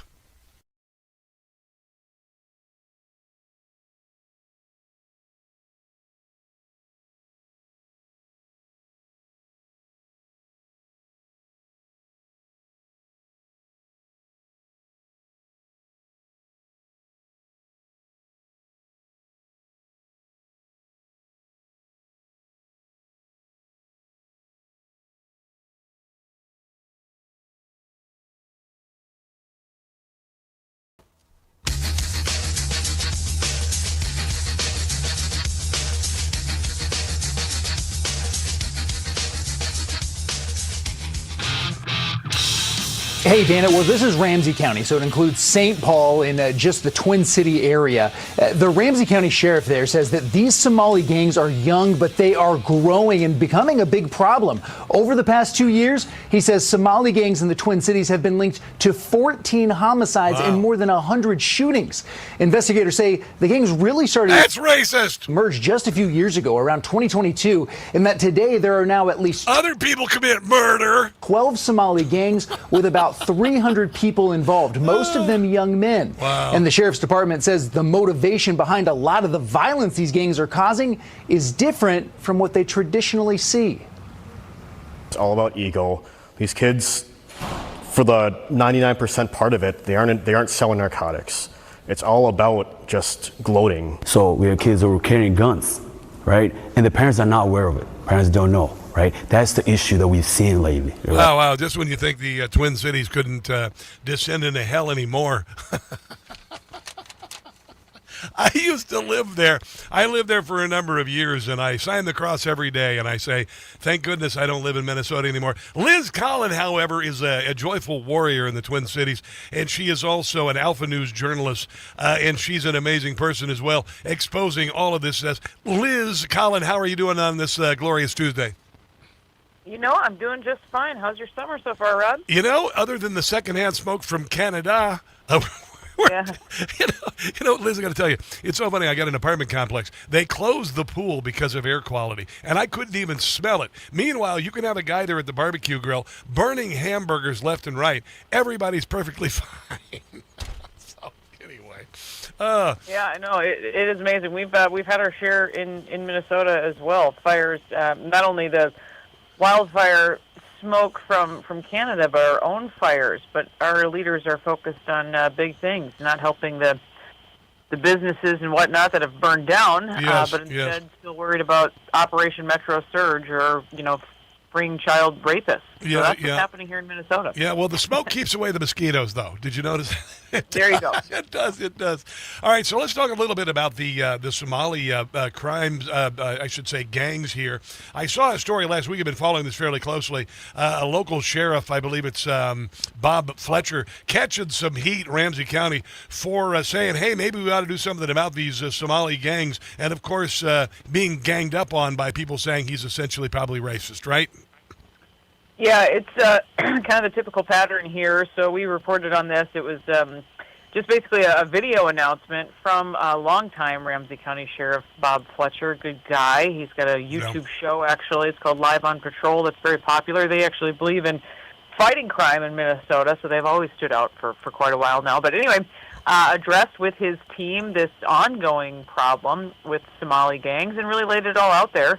Had the documents to go along with it. We were one of the stations to actually, request what he was holding in his hand, and it was the long list of, more than 100 incidents that have dated back just a couple of years. And, what's different about this, too, we talked about this is, I heard some of that in your intro as well, but, these are pretty high-profile incidents. These shootings perpetuated by Somali gangs have happened at the State Fair, Mall of America, graduations. There's been issues there, so much so that the University of Minnesota won't even have graduation ceremonies anymore at their college. What? If they're high schools. Yeah, because they had to put an end to it. They don't want them there. There was multiple shootings that took place. But instead of actually reporting the news and reporting that part of the story, Rob, the media just wanted to report on, Fletcher being condemned by the Somali community and basically labeling him a racist and whatnot. And then I was even aware of a media member asking then for the list of all of the, crimes committed by whites over the last couple of years. Heaven. Oh, my Lord. Yeah. Oh, my Lord. Oh, my Lord. How twisted things are. It is ridiculous. What is going on in the Somali community? We heard reports that there were, upwards of 80% of the Somali community on some sort of government aid.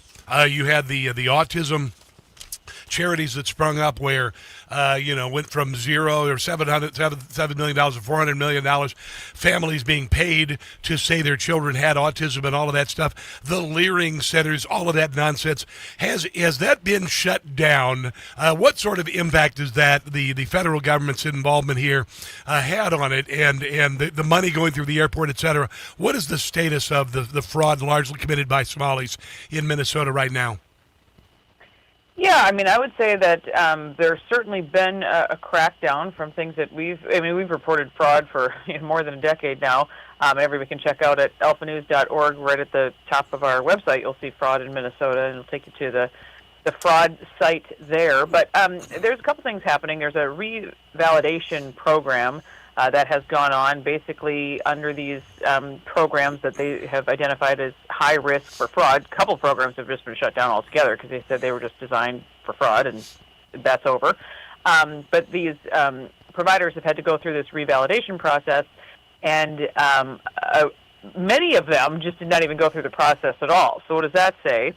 I think more than half didn't go through the process at all. So they obviously think their time is up. There has been a crackdown at, we've been hearing reports that, millions of dollars would leave the airport weekly out of MSP Airport, and now there's a cap on how much cash can be carted out. So that has taken place as well. Just a recent story, actually, we posted just today at alphanews.org, was speaking to a homeowner in kind of an upscale suburb, Maple Grove, just right outside of Minneapolis. But he was talking about how the fraud has still been wide open in his neighborhood. What's interesting is this is a development of like 200 homes.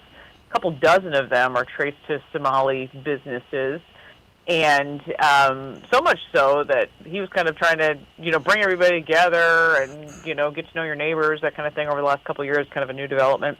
And he said that some of the Somali families would openly talk to him about, hey, if you want to buy a home, we'll go ahead and hook you up with what we're doing here. Wow. We're making anywhere between $10,000 to $20,000 a month. Wow. Through some of these Medicaid services that they've been signed up for. So he talks about that in that interview. So is it over? No, but there are some good signs, at least, that I think there's been a crackdown. Still, downtown Minneapolis is a mess. I understand that the businesses have flat. I don't know what is the vacancy rate, 45%, something like that, and people in Hennepin County, surrounding counties, are having to pick up the tab for all of that. Has that gotten any better, or is it continuing to descend? Yeah, wish there was better news to report there, but no, I think people just don't feel safe. Even this last weekend, I think it was like 14 people shot in Minneapolis. Wow, that's Chicago numbers. Yeah, that's exactly what it is, and I think just a recent poll last week put Minneapolis at the top for summer crime. These are things that never happened before. 6-7 years ago, would have been unheard of, but. So no, people are not wanting to go down there, shop, eat, et cetera. It's continuing. What about property values? Report on foreclosures and whatnot. The first home I bought in Minneapolis was my first home I bought. It was in South Minneapolis, and in the uptown area. I remember, back in the '90s, you could buy a house for $200,000.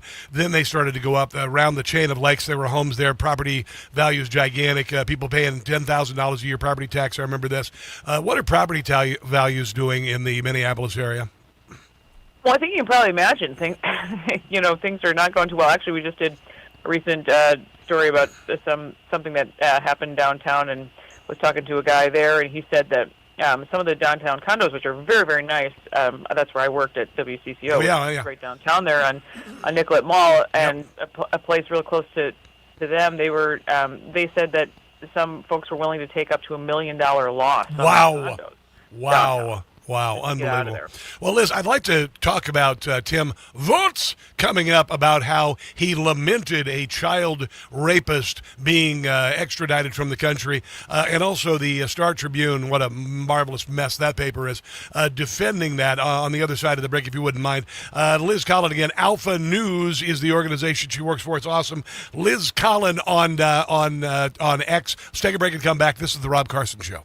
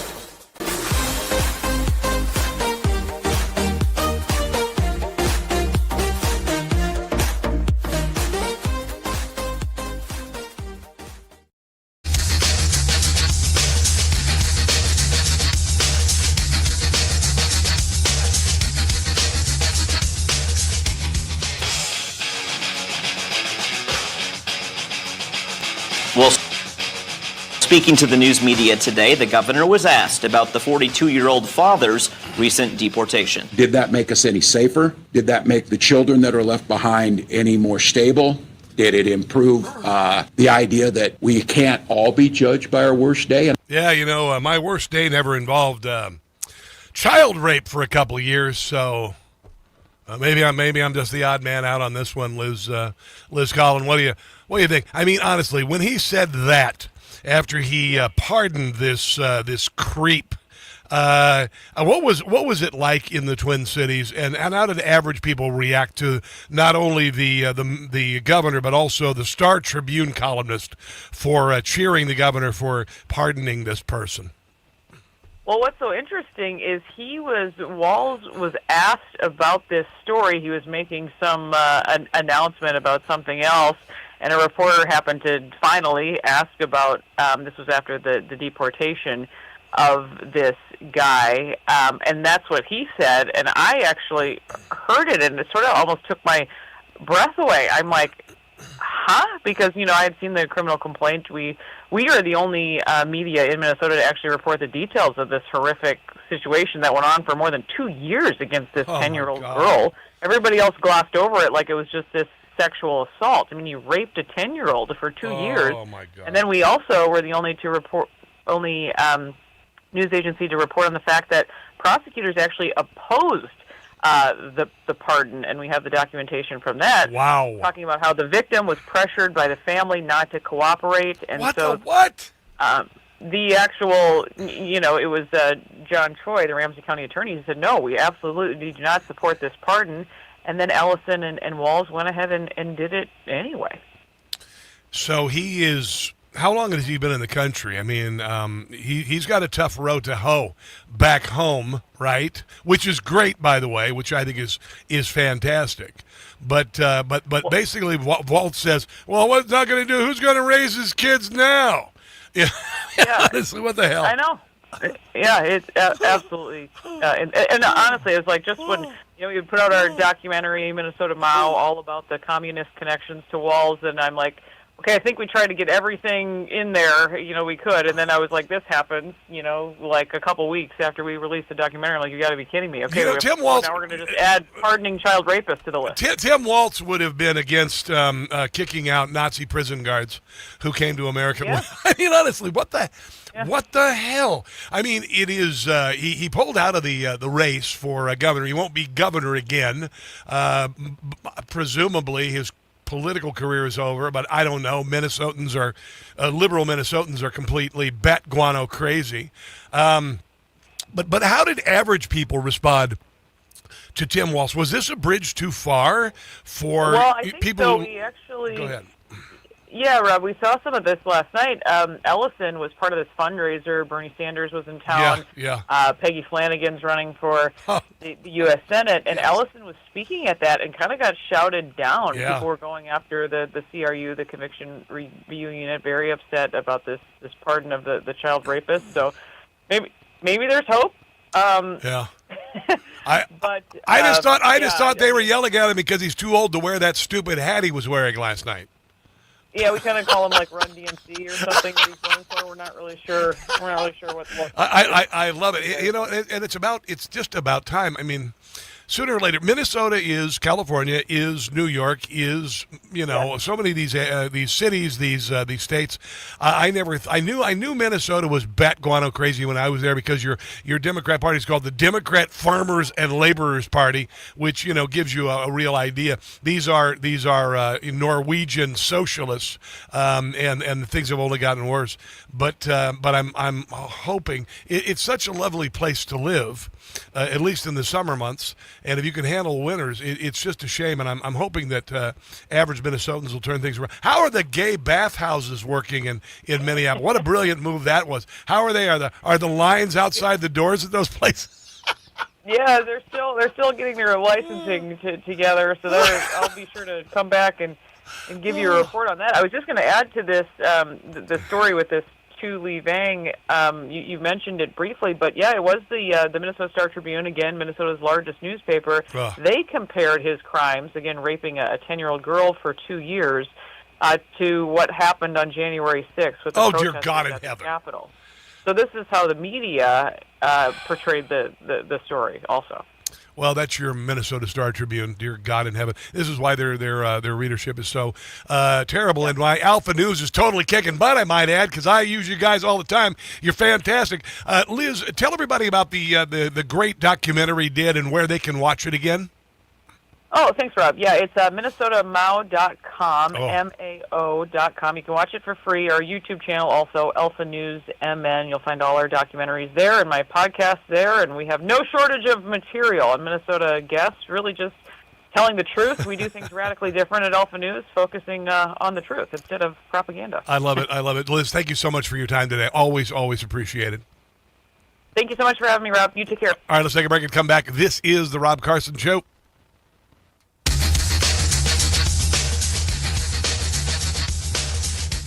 Are you nearly maxed out on your credit cards? It doesn't matter if you're using your credit cards for fun or they to survive. approved gay At the end of the bathhouses month, in your downtown statements Minneapolis. come in, and you can either pay them or Yeah, I mean, you it does can't. so much If for the you property can't, values, late and fees who and wouldn't interest want rates get tacked on. a place and where now men you're go struggling to just to for make the minimum hookups, payment due. anonymous Do you feel hookups trapped? near Am your I talking to you? Good, near your because coffee I joint, personally you know? researched some companies. Hey, that can help Joe, you. good They to may see be you there. able to Where were you? reduce I your was just credit card over, balances by having a gangbang with a bunch of guys and over stop there. the late fees. If you Spreading qualify, sexually please transmitted call our diseases, but, special I'll have a debt lot, hotline number right now for Yeah, a really nice. complimentary Brilliant stuff. 5-minute consultation. Brilliant stuff. Deal Kinda with your gross. credit card problem now Anyway, before it gets looking over much here on the, worse. And I put was more talking money here. back in your pocket. Trust me, I've been there too. Call like right a lot of now. people watching on the Twitter, which is awesome. It's also known as X. Thank you very much.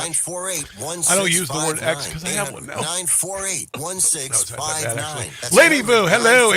How are you? And Valentina and Pat Carr. Did you know VA home loans? Looks like you guys are having a good time home talking ownership on for those who the serve. Rumbly Roo. My the message Rumbly to Roo. You guys are veterans, so funny. You active call it the duty, Rumbly Roo retired, because you guys are my is Rumbly it Roos. really seriously That's look the name at of the the group. VA home loan That's what I call you guys, the program. Rumbly I've done it Roos, 3 and it times has now, really so caught on. I'm a It's so repeat funny you guys are customer. talking. We found I a was talking house to one of here them that we felt this morning would be a about great you environment sending for our somebody children sent to somebody grow up salmon in. from It has been Canada. transformational I to wouldn't my mind having family. some of To that. learn more about VA By the home way, loans, wouldn't mind having some of that. visit Let's look over on the va.gov/home YouTube. It's loans. YouTube. It's Deplorable Dinosaur. Sage from South Central And is back Scott on your radio. Davies, This is Larry Elder. Join me legacy Sundays at 10 media p.m. Iran as coverage we is discuss crap the most compared important to, issues in this pivotal Max election. Let's get to Afterburner work and on Talk Radio 2ZTV. I don't know what that is. Thanks for the heads WCBM up. and 99.9 Check it out. FM A lot in of Hartford great County. independent journalists out there. Stay connected. I'm and actually informed ranked with the number latest 42 news for at the news top of every hour. podcasts in America. Then talk about it. I know!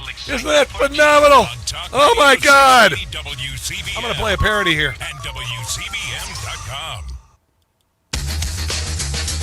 Yeah, about 3.5.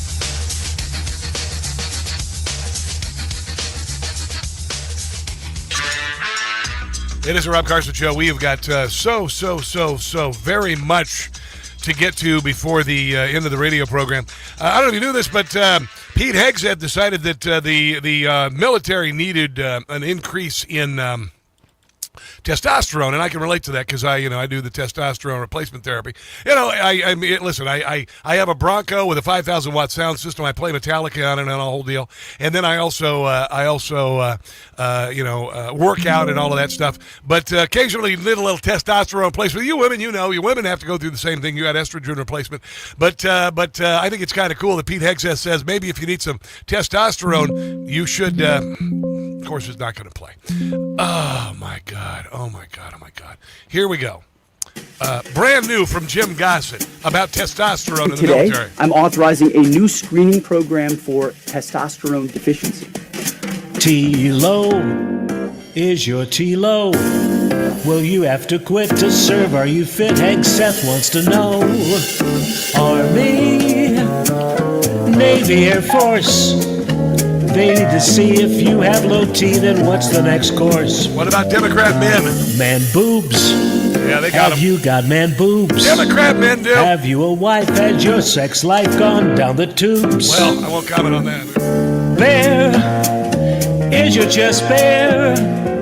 It isn't fair, you're losing hair most everywhere. Maybe you need some TRT. TRT. It's an effective hormone therapy. delay. Servicemen don't delay. No. You ought to care. Shrinkage down there can ruin your day. Well, okay, wow. It's late. It's getting late. It would be the best to get the test. Don't wait. Yeah, there you go. That is Jim Gossett on... it's interesting. You got women like Elliot, what's her name in the Odyssey, claiming to be men all of a sudden. You will never know what it's like to have testosterone when you're at the gym and a really good song comes on and you could just suddenly bench press, twice your own weight. You'll never understand. And I will never understand. Well, I'm beginning to understand the effects of estrogen, although I don't have man boobs. That's the positive. I do. Mine are still quite perky, but that's because I bench press a Toyota every time I go to the gym. Oh my God. Coming up next hour, speaking of which, we're going to share some wonderful audio of Newsmax Carl Higbie. Harry Sisson, just stop it, is one of those these soy boy Democrats. So there are no real men in the Democrat Party, a bunch of soy boys. And Harry Sisson says that he wants to fight the Republican men like Stephen Miller. And Stephen Miller may be slight, but he could kick Harry Sisson's butt. And Carl Higbie commented about that. We've got that. We've got much more on the Democrat Socialists of America. Liz Warren is now supporting Abdul al-Sayed after her unbelievable support of Graham Platter that did a faceplant. This one will too, by the way. All coming up in the final hour of the Rob Carson Show. Don't go anywhere.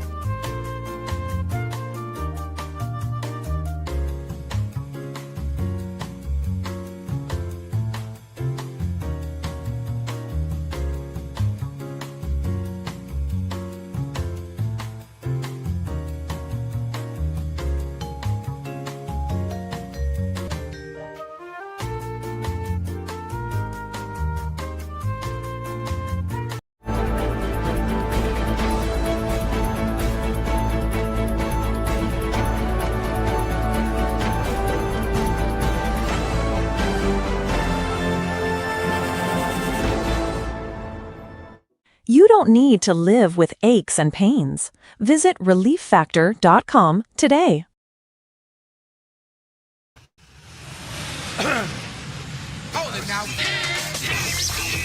You are about to hear the most interesting, informative, thought-provoking, and funny show in America. On air and on the World Wide Web. This is the Rob Carson Show. This is hour number 3 of the Rob Carson Show, broadcasting from the Newsmax headquarters in Washington, D.C. on 14th Street. Thank you very much. Stone's throw from the Capitol, provided you can throw a stone about a mile and a half. But we are right here in the heart of the swamp, and it's kind of weird. I got to pinch myself. We've had some bumps and bruises getting over here, moving from the other studio across the river in Old Town Alexandria, Virginia. But we are here, and it is a real pleasure and an honor to be here in the building with other Newsmax personalities. Built a studio here. I will put up another tour of the studio here. I am the only radio and TV personality in history to build his own radio and TV facility, run all of his own audio and all of his own video. It's not because I'm a control freak. Actually, it's just you want things done right. You got to do them yourself. Or in my case, you want things done right about 90% of the time. Anyway, we're glad to have you here joining us. Much to get to before the end of the show. Make sure to download the podcast today, as we do it every day. We take all 3 hours of the show, remove a good share of the commercial content of it, so it's edited to its essence, posted up on all the usual social media platforms. I know many of you watched or listened to the show this way. And then, by the way, the live stream featuring my glorious face in my new studio is on all Newsmax social media and stays there on the timelines of those social media platforms in perpetuity. So there you go. So Anthea, doesn't she just sound like a Karen? Anthea Hartig is the director of the Smithsonian's Museum of American History, and she pretty much has fallen into this nonsense. She's an academic. America's awful and evil. We drove the Native Americans off their land and all of that. And we're on, whatever. We're on land that was owned by previous whatever the hell. Anyway. It was pretty funny today. They're shredding her on Capitol Hill today because of the woke nonsense associated with the sacred Smithsonian institutions. Now, for those of you who've never been, it is pretty remarkable. I've only been to the Museum of American History since returning. I want to get the Air and Space and all the other ones. There are some other remarkable museums. The Holocaust Museum is just be ready to walk out. Breathless. Unless you're a DSA member, then they consider that like a, real uplifting afternoon. Go see the Holocaust Museum. If you're a Democrat, Socialist of America, it's like, hey, you guys want some laughs? Let's go down to the Holocaust Museum because, them Jews. Yeah, there's that. And then, there's some other museums. There's the Native American Museum. It's pretty good. It's okay. It's not great. And it's kind of weird. It's kind of weird because the Native American Museum is built on the sacred land of Native Americans. Do you suppose the ancestors of the Native Americans are pissed about that? I'm just asking. If you build a Native American museum on the land that used to be, not owned because they didn't know about land ownership, but the land inhabited by Native Americans, are the Native Americans who lived back then, their ancestors, their ghosts walking around riding on horses and stuff, are they pissed about that? I'm just kind of asking about it. They weren't mad about Barack Obama's library in Chicago being built on Native American land. They acknowledged the Native American land. They didn't bother to give it back. But here is Tim Burchett. He is spectacular. Setting up this Althea, what the hell her name is, at the Smithsonian. This is just glorious. I'm just going to let it roll. The many examples of politicization of the museum are well documented in the comprehensive report the White House Domestic Policy Council recently issued on July 4th, the nation's 250th anniversary. The report makes clear that the museum's woke exhibits and materials reflect a broader vision held by the museum leadership, particularly its director, Dr. Aletha Hartig, who is here today with us. Dr. Hartig proudly takes credit for changing the museum's mission statement, which no longer uses the term American history or refers to the infinite richness of that history. The museum is now guided by an interpretive plan that ensures all topics focus on the core issues of our time. And what are those core issues? And do we want to guess what they are? Oh, I can imagine. Race and identity. Of course. Gender and sexuality. Of course, of course. Environmental change, immigration, and migrations. It almost sounds like a syllabus for every major university class in America today. And economic inequality top the list. That all sounds like socialism. Also, a Center for You know why? Because it is. Restorative Justice at the museum, created under Dr. Hartig's watch, hosted a decolonization working group to investigate historical harms that result in Somebody needs to fire her butt the hell out. ongoing systematic oppression. To remove any doubt about her intentions, Dr. Hartig, in her own words, states that she views history as a prime tool of social justice. Social justice. Here's a brief What a nonsensical, stupid expression that is. video. The director of Museum of American History, in her public remarks, repeatedly implies Americans are illegitimately occupying their own country. Yeah, this is great. Listen to this. This is fantastic stuff. In her own words, this woman is in charge of a Smithsonian. Here it is. Before we begin, let us pause to acknowledge with gratitude the native peoples on whose land we gather today. Yeah. These are the ancestral homelands of the Piscataway people, joined by the Nacotchtank and the Powmonkey tribes, and of course, Powmonkey tribe. What the hell, really? Their descendants. We acknowledge the native peoples more broadly of the Americas. What about the Neanderthals? Huh? What about the dang Neanderthals? What about Arg and his brother Ugg? What about them, huh? You know, they used to wander around here too, hunting mammoths and stuff. You don't acknowledge them. Wherever you are, at this moment, give thanks We're going to have a Neanderthal museum, for God's sake. to the first people on whose land we live, love, struggle, and work. At this moment, give thanks to the first peoples on whose land we're on. Oh, my God, I can't take any more. Dear Lord in heaven. Hey, you know, it kind of reminds me of Kamala Harris. Remember, I don't know if you remember this, the first night of Kamala Harris's campaign. Let me see if I got it. Yeah. These are Democrats, by the way.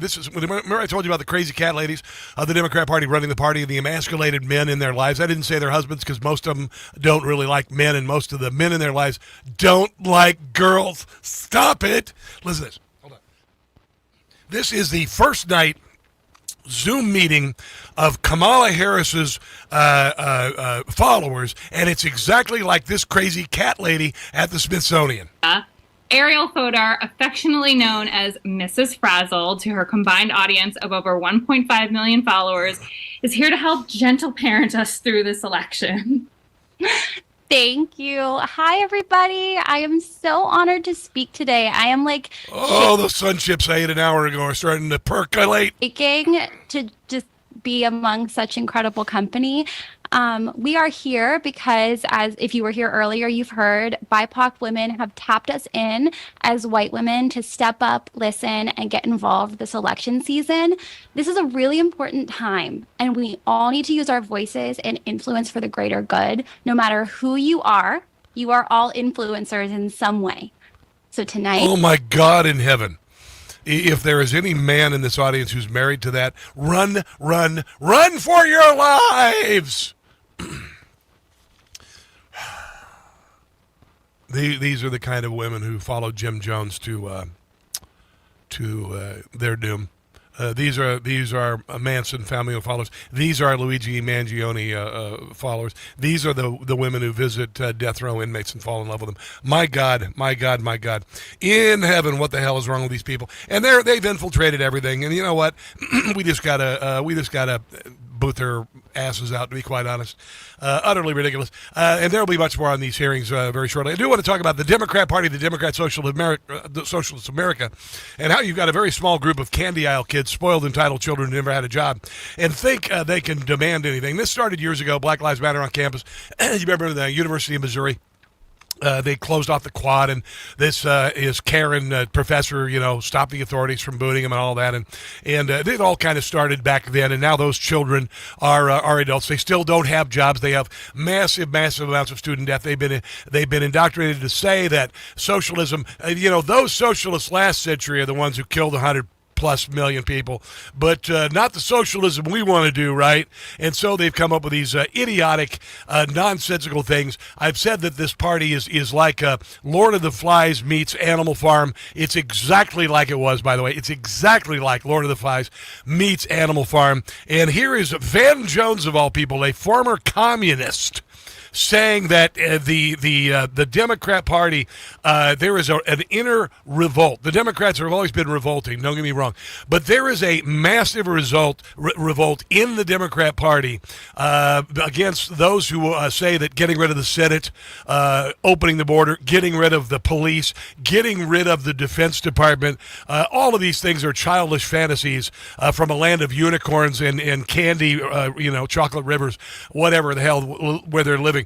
But here's Van Jones saying that people are just lighting up his phone saying, we've got to do something about these Democrat socialists. This phone has been blowing up all day. Governors from both parties, senators from both parties, Democrats in the House calling, thanking me for saying what everybody's been saying behind the scenes, which is that this stuff is going too far. I am a... How about have the balls to fight it? Progressive Democrat. You want to talk about prison reform? I've done it as well as anybody, Republican Democrats in the South with Trump. I've done prison reform. I never said have no prisons. Where are you going to put the Klan? Yeah. I've done police reform. I never said no police. Where are you going to put the pedophiles? Who's going to grab the pedophiles? Yeah, you need the pedophiles to go to jail. There's that. This stuff is going too far. You think? And part of the thing that has to happen is we saw what happened in the Republican Party when things started going in a nutty direction. No, it didn't actually. The Tea Party wasn't. It was shot down by you guys. Nobody stood up. I am happy that the young people are fighting for affordability, Medicare for all the good Medicare, not going to happen. Socialized medicine, nope. Things. I've been waiting my whole life to see a youth you're not going to see movement do what it's doing. But it's being hijacked by people who are putting in nutty ideas supporting terrorists, nutty ideas saying that we don't need cops in prison. We can't deport anybody even if they rape somebody. Who said this? Chevalier. Where did Chevalier? Chevalier is going to be is the Democratic nominee. DSA nominee for Congress now. Remember when I said that 80% of us believe the country was headed in the wrong direction? 80% of us could come together to save her. Remember that? Remember when I said there's 20% of the Democrat Party who are guiding all of the nonsense of the Democrat Party. Now there's 2% of the Democrat Party, these Democrat Socialists of America, who are guiding the rest of the Democrat Party. And it's going to take the 80% of Democrats who don't want any of this to either gut the party or create a new party, one or the other, or boot these Democrat Socialists the hell out and say, you're on your own. You run as Democrat Socialists of America. You don't take over the Democrat Party. More on this revolt, which is tearing the Democrat Party apart, which is fun to watch. Coming up, this is the Rob Carson Show.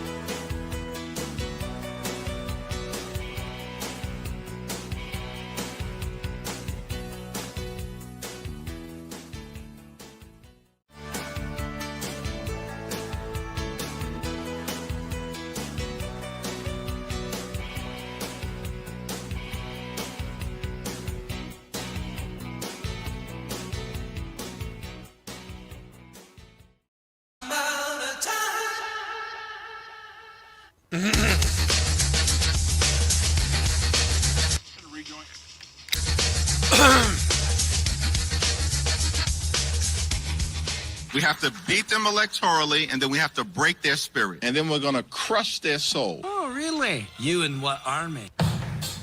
Yeah, good luck with that. Hakeem. You see, you won't crush our souls because we haven't sold ours. Yeah. This is Representative Carlos Jimenez talking about the Democrat Socialists of America, and I am down with this. I am 100% down with this approach to the Democrat Socialists of America. I want you to listen carefully to him. You think I'm a little emotional? Yeah, damn right I'm emotional, all right? Because my family came here seeking freedom.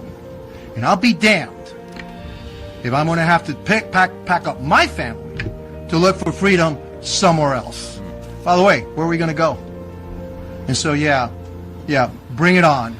I'll fight the communists to the death. Yeah, baby. Because I know what it brings. I know the future it will bring to my children and my grandchildren. And it's a pack of lies.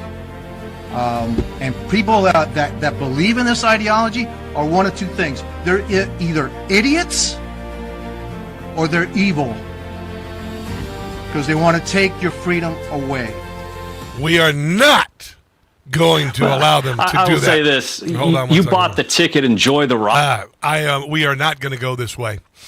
Too many of us have relatives who have fought on foreign shores. My Uncle Don, my Uncle Gail, who are buried in Silver Spring, Iowa on a lovely hill overlooking farmland. Uncle Gail was fighting the Japanese in the South Pacific, and Uncle Don was there when Berlin fell.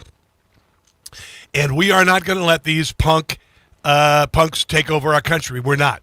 And if it absolutely comes to a conflict, we will defeat them physically. We will take our country back. So be careful what you wish for, Democrat Socialists of America, because you are kicking a pit bull, and the pit bull's about to bite your little sorry soy boy rear end. Here is Ned Ryan talking about the Democrat Party and the Democrat Socialists, and how the Democrat Party has gone along with this for the first couple of weeks. Said, "Oh yeah, these we have a big tent, we have a big tent, and they're more than welcome." And now you got people like the Chevalier, no life experience at all, works at a Starbucks, whatever, saying that she's not going to vote for Hakeem Jeffries for House Speaker. So they're going to take over the Democrat Party. And now the Democrat Party is like, oh, hell, we let the vampires into the house. We welcomed them. And now they're going to kill all of us. Well, I will say this. You bought the ticket. Enjoy the ride. I mean, the Democrat Party's been embracing these socialists for years. Brought them in, wanted to use... Yeah, they indoctrinated the kids. These are the kids of the race. These are the demon spawn that you cheered on in academia. There's energy to gain political power, and now they realize they've got a massive problem. First of all, the far left is never going to be content with not having full power inside the Democrat Party. So moderates and the establishment are starting to realize we're next on their list. Yeah. They're going to take us out as well. They welcomed the Viper into their embrace. He said Viper, I said vampire. And the Viper's going to take them out. Yeah. And the other thing, too, is they realize this is not going to be a winning campaign promises for the midterms and beyond. It might work in places like New York and Seattle and L.A., but you get into the rest of the country, you get into the independents, this message does not play. So I think they're realizing we have boxed ourselves into a corner and actually put ourselves into tremendous trouble politically. And by that, I mean the Democrat establishment. Yeah, absolutely. But there are still some Democrats, some radicals like Bernie Sanders, of course, who's been, the moist dream of the class of 1968. And he keeps, every few years, he is convinced it's going to take over America. And it never does because he's a 10-time loser. He's an oligarch. He has 4 houses. He's worth millions of dollars. He's a worthless piece of crap who has worshipped Castro, among others, had his damn honeymoon in communist Cuba while people starved or were political prisoners. But he's an oligarch, so it didn't matter. And then you got this Abdul al-Sayed who was bummed out because in Michigan there were people, there were Islamists who were crying because the Ayatollah was killed, and he felt sympathy for them. among other things. He's an anti-Semite. He's a communist. His wife is a psychiatrist who won't take patients with Medicaid, even though he wants Medicaid for all. He's worth $700,000 and $800,000 a year he and his wife make. And here's old Liz Warren. Liz Warren promoting and endorsing this fool because she is a communist socialist too. I'm endorsing Abdul El-Sayed for Senate in Michigan. Abdul is the only candidate in this race not taking corporate money, and he's fighting to get money out of politics altogether. Sure, why don't you take it away from Neville Singham and George Soros? Abdul studied to be a doctor, and he's fighting for every... He says he's a physician, but he's not. ...single American to have affordable, high-quality health care. Yeah, but they won't take Medicaid in his wife's practice. Abdul has been a card-carrying union member, and he's fighting... What union? ...for working people. That's why he's endorsed by the United Auto Workers. You know, this is a woman with very poor judgment about men, by the way. I am here because Washington needs fighters, and Graham Plattner is the fighter we need. If you don't mind the fact that he had a Nazi tattoo and a kick profile. I said to myself... And he allegedly raped some women. That's my kind of man. Wow, you're into some serious kink. Yeah, that's Liz Warren. I wouldn't exactly take her endorsement very seriously. And by the way, this El-Sayed is in a lot of trouble polling in Michigan. Working class people and black people, no friggin' way they're going to vote for him. That's what they say. I've got more on this coming up on the other side of the break, and I stress the word moron because that's what these Democrat socialists are. Don't go anywhere.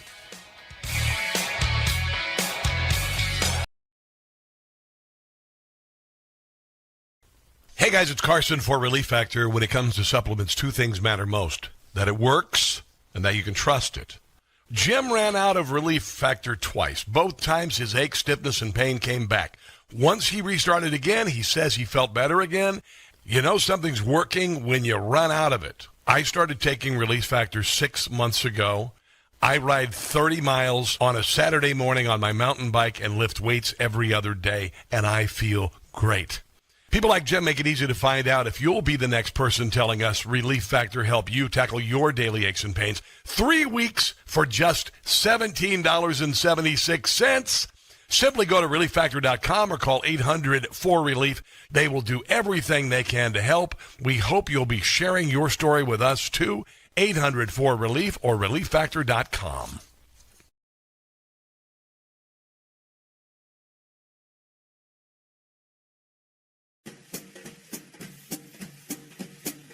Today, I'm authorizing a new screening program for testosterone deficiency. T-Low, is your T-Low? Will you have to quit to serve? Are you fit? Hank Seth wants to know.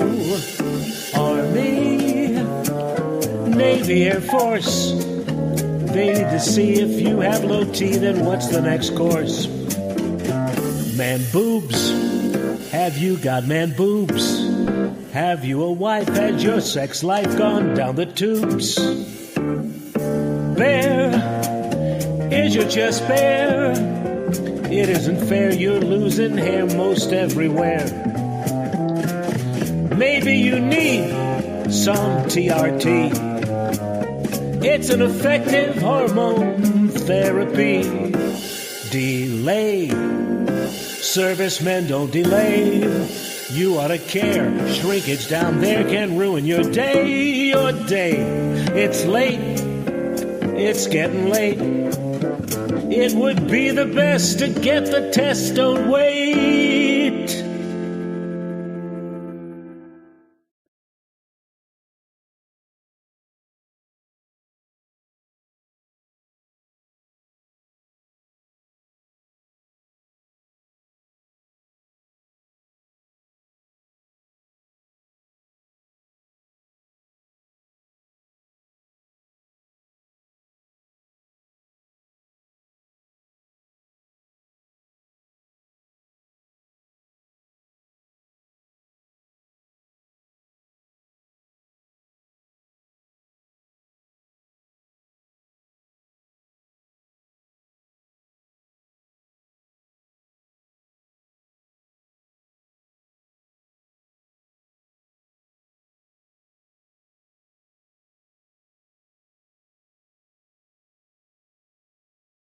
Hey guys, it's Carson for Ghost Bed. Do you really want another summer like last summer, barely sleeping because you were too hot all night?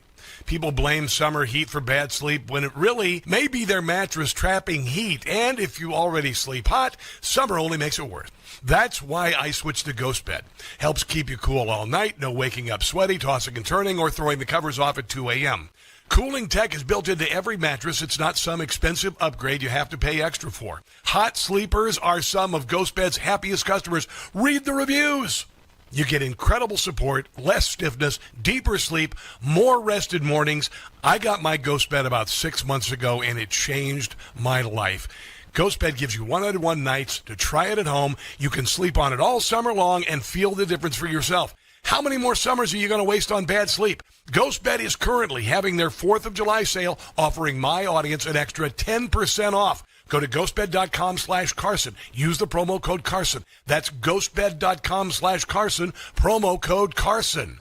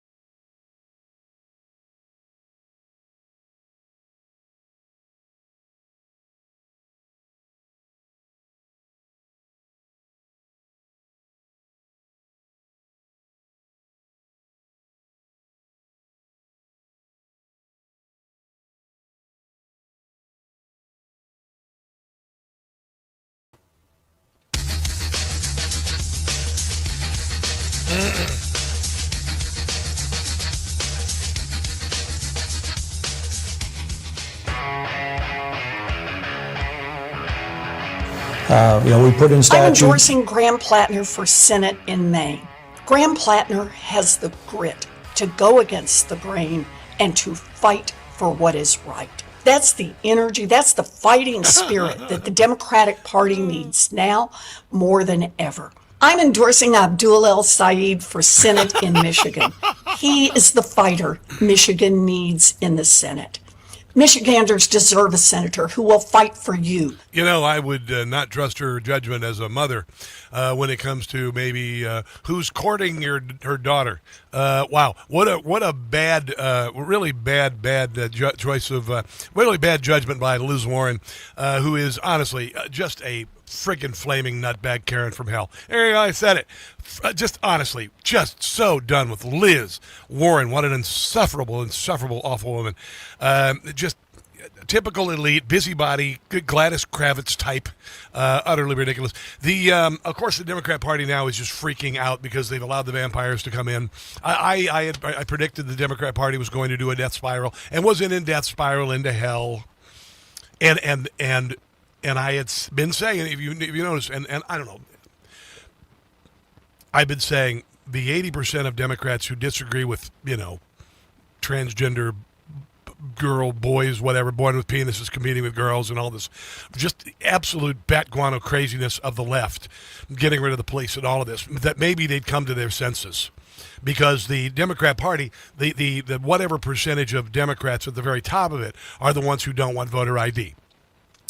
And now the party has lurched even further left than those idiots. So even further left than Hakeem Jeffries, even further left than Chuck Schumer. And you did it. You made your bed. You lied it. You're laying in it right now. You're laying in your own feces. You crapped in your own bed.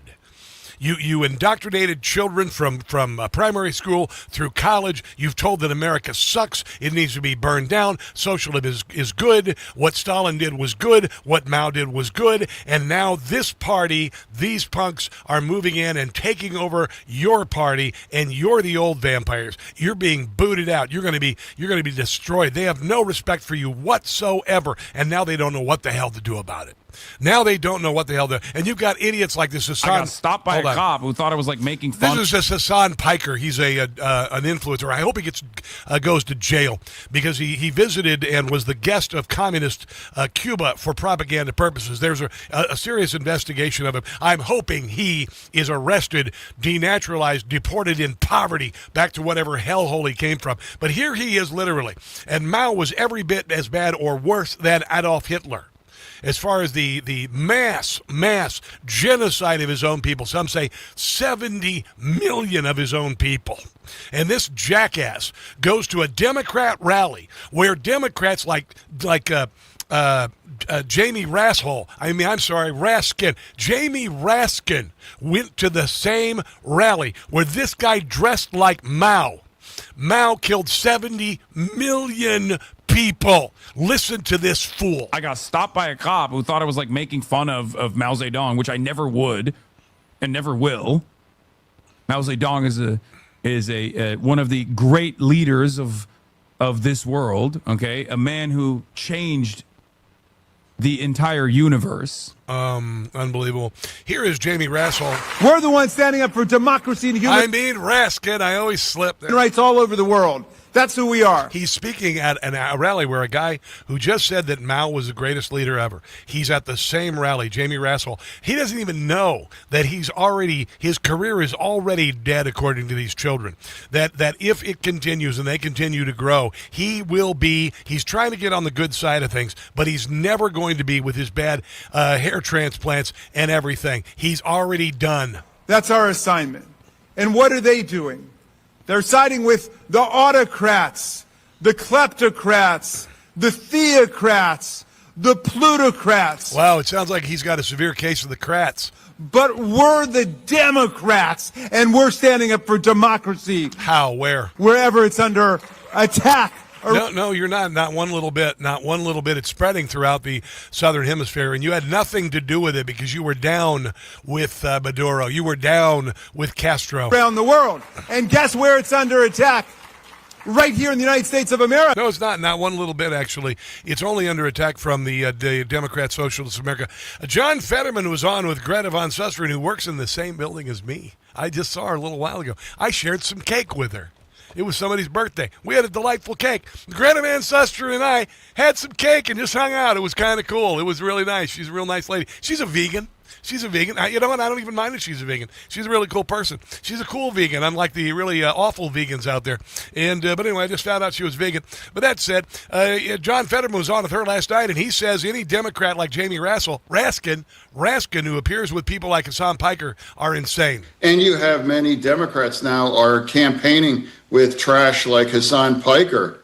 Hassan Piker, he's proud. He's proud to stand with Hamas. Yeah. He described Hamas 1,000% better than Israel. Yeah. And we have Democrats that are campaigning with this people. Now, if you're willing to openly engage with people that are pro for Hamas, that's a testament to how things continue to slide within my party. Yeah, and they've sold their souls. Jamie Raskin sold his soul. He's trying to save his rear end. It's not going to work. You're already done. You're already toast. You're already dead. You just don't know it. I'm talking about politically dead, of course. You're already done. Here is Victor Davis Hanson. He's just fantastic. Victor Davis Hanson. I think he was talking with Laura Ingraham last night about who makes up the Democrat Socialists. It's not a bottom-up revolution. It's not the working class. It's not the working poor. It's elite, college-educated brats who sent their children to elite institutions, and they are self-loathing. They are self-destructive, and here's what Victor Davis Hanson has to say. Because it's really a top-down, it's not a bottom-up, grassroots, Tea Party-like movement, Laura. These are mostly 85% of the Democratic Socialists are white, and they're affluent in their degree. Yeah. They're just angry that they live in these enclaves and they can't afford a condo or a lifestyle they think their education has. Did you realize that the average rent in Manhattan has gone up to $5,200? On an apartment, $5,200 is more than twice I pay, and I live in a frickin' ridiculously stupid expensive place in Virginia. Should have guaranteed them So it's a lot of envy, and then it's so incoherent. They talk about they're in a socialist, atheist, agnostic movement, and then they embrace because they want something edgy and committed. So they embrace one of the most intolerant religions there are. Because they're self-loathing. They're self-loathing.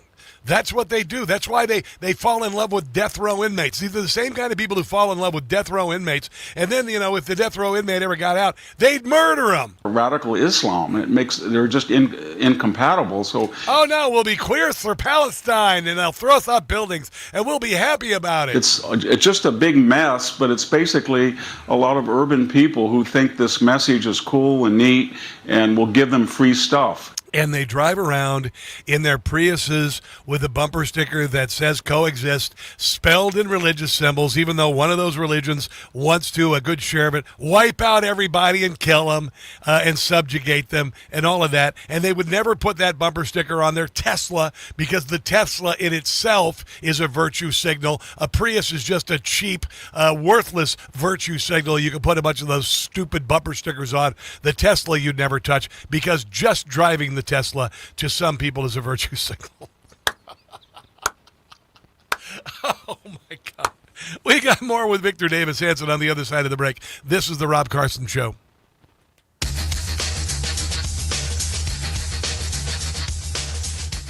Veterans and active duty service members. When your call to service ends, your mission doesn't have to. Go from GI to IT in just a few months at My Computer Career. Prepare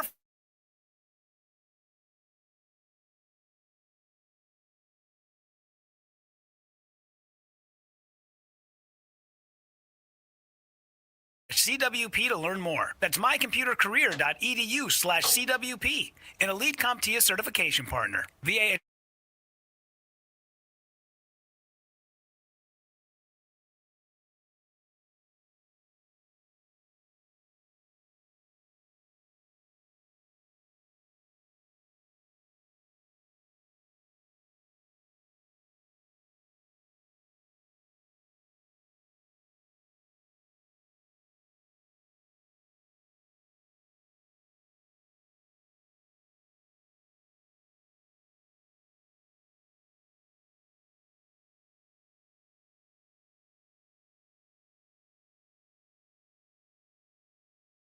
Planner and Well, a that's just 5-star excellent. wealth management award Whatever. winner. Check it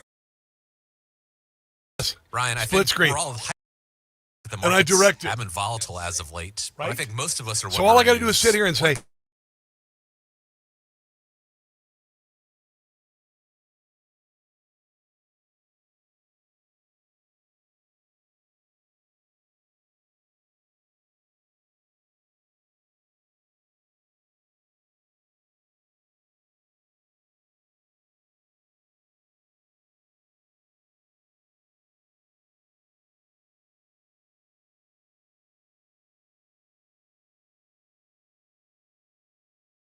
plan, if that's the kind of feeling that you want to have, if that's the kind of messaging and plan that you want from your financial advisor, I encourage you to sit down with Mike, myself, Catherine, Faisal, Sam, Andrew, a member of our team at Prostatus Financial, and we will put together your very own retirement plan that accounts for these crazy swings in the market, that accounts for that. well, I don't know how they income can do that you need because to I have in look retirement, just but it perfect. all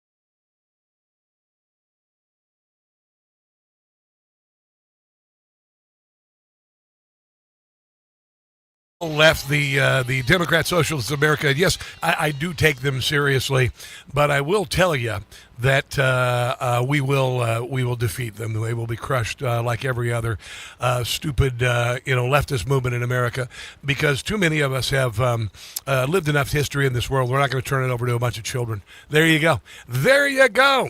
A little bit more from Victor Davis Hanson about the elites who are in charge of this. But it's not coming from people in Appalachia or the Ozarks or the San Joaquin Valley. Or farmers in Iowa. I'm from Iowa. Thank you very much. They don't want any of this nonsense. Guarantee you that. You know what we do? We sit in silent rage waiting for the day to kick their rear ends up between their shoulders, because we're not going to allow this crap to happen. We are gun owners. We are business owners. We are proud Americans, and we stand there in the national anthem. It's the 250th anniversary of our birth. You picked a really, really bad and really inopportune and stupid time to try to take over everything. And they're worried, this establishment, because they thought they could ride it. When you have Ro Khanna being exposed, talking about the short failures of capitalism when his wife drives a $200,000 Range Rover, or Gavin Newsom saying capitalism has failed when he lives in a $9 million house, or Hassan Piker, the one that's in a Mao suit, wearing the suit of the greatest mass murderer in history while he drives a Porsche Targa. It's pretty incoherent, and I think the people in the Democratic Party establishment are starting to wake up and seeing this could be an ungodly disaster. We will see how this goes. It's kind of funny, this Abdul El-Sayed, this fool in Michigan who now Liz Warren is endorsing.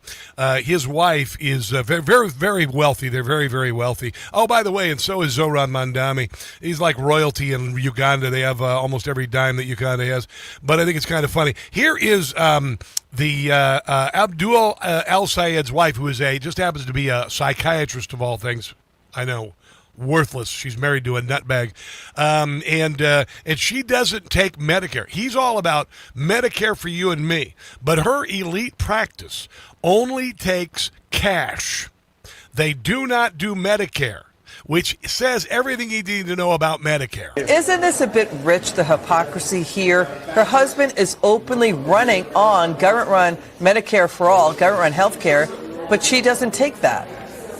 Yeah, another great example This is Congressman Greg Steube. The hypocrisy of the Democratic Party on full display. And they don't take Medicare. A lot of physicians don't, and physicians are leaving practices because the reimbursement rates haven't kept up with health care costs. And why are unless, of course, you're pretending like your kid has autism and there's no autism treatment center and you're from Somalia, then you're going to make money hand over fist. health care costs so high because of Obama. Or if you own a hospice in California and part of the Russian mob, and you're not even taking care of any patients, just taking the money and doing nothing, then Medicare is a fantastic deal. So the Democrats tell us the solution to health care is passing Obamacare, and now they tell you that the cost of health care is too high after they passed Obamacare. Health care costs are a problem to the American people. Because they're always going to want more money, because the money goes to them. That's how Gavin Newsom has the $8 million house. That's why Bernie Sanders has 4 homes and all of this stuff. It's utterly, it's just a giant circle fest, is what it is, to be quite honest. Jesse Waters talking about this this movement, and again, I'm going to go back to the soundbite I played earlier. This is a war. This is the left, the communists, the socialists who've left body pits by the hundreds of millions, people in starvation, political prisoners, enormous suffering, poverty, for centuries, thinking they're going to get the big tuna, as they say in Home Alone, the wet bandits, the silver tuna. The silver tuna ain't going to fall, because there are too many of us who aren't going to let it happen, and we're going to kick your rear ends right up between your shoulders, I'm telling you. Jesse Waters about this war. The communists don't want to build. They want to destroy and punish the people who built this country. And if you challenge them, you're a racist. This isn't a political party. It's a tantrum. And if it's not contained, it'll get violent. So protect yourself. This is not a game. Everybody needs to understand these crazy little mini Mamdanis who are popping up all around the country, they are a danger to you and your family. This is not a game. This is essential for your well-being. You need to prepare for the midterms like you're preparing for an all-out assault, a war on America. That's it. There can be no fear. There can be no, oh, I know, they could. No, there's no they could. Dwight Eisenhower did not say, we could take the beaches at Normandy. We could. We could invade France and kill the Germans and kick the Nazis. We could. We might. There's no might. And if you can't commit to that, you need to get the hell out of the way. That's it. That's all, and that is that. It's just the way it's got to be. Meanwhile, you got Zoran Mandani, who says that, and by the way, I think he's compensating because he has a really small manhood. I really do. I mean, honestly, look at the guy. He says that he is going to arrest Benjamin Netanyahu. He's got to be like the sheriff of Deadwood. So I was reading your interview over the weekend. And Deadwood, but let's leave his manhood out of it. And wanted to ask you more about your conversations with the your legal department about here he is talking about being able to arrest Benjamin Netanyahu, ambassador of Iran. So I want to first clear up a few things. Our administration did not reach out to the Prime Minister of Iran. Yeah, you did. Our administration received a request from the Iranian consulate, and as soon as I heard of that, I made it clear that we are not meeting and we will not meet with that didn't come out the first day. Israeli consulate here in New York City. And when it comes to Benjamin Netanyahu, we're speaking about someone who's the subject of an international criminal court. Yeah, by a court that we don't recognize. Arrest warrant. And he's the subject of this arrest warrant for alleged crimes against humanity, for war crimes, and he's the architect of the genocide against Palestinians in Gaza. Now the Palestinians in Gaza have been committing genocide against the Jewish people, and if they decided they just wanted to live in peace, they could have paradise on earth. They had a two-state solution, and they chose to make it into hell on earth and commit acts of terror. So there's that, Zoran. By the way, Zoran the moron, CNN's Eli Honig comments about the chances of him being able to arrest Benjamin Netanyahu, and they are zip, zilch, and nada. We'll share that next. Let's take a break and come back. This is the Rob Carson Show.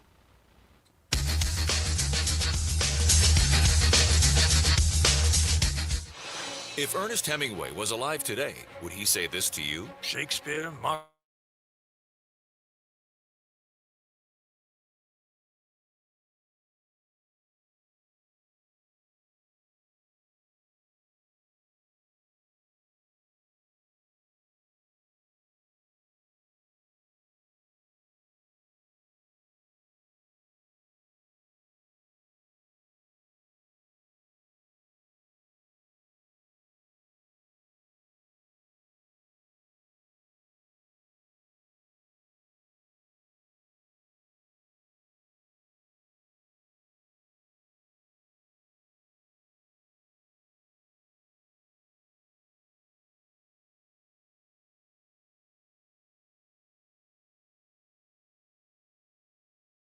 I'm a little distracted because I got to do everything.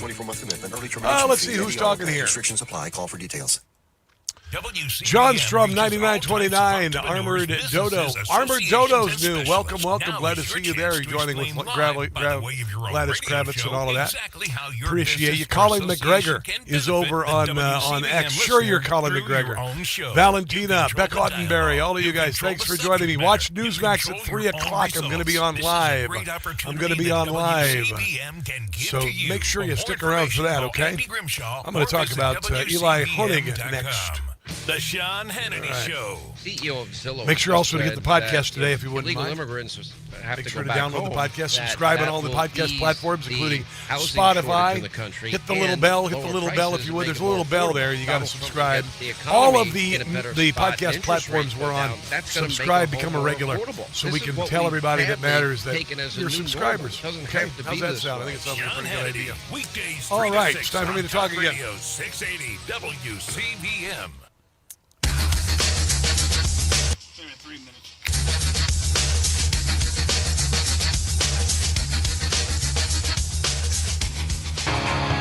So, Ellie, give us a reality check here. Can Mamdani have Netanyahu arrested?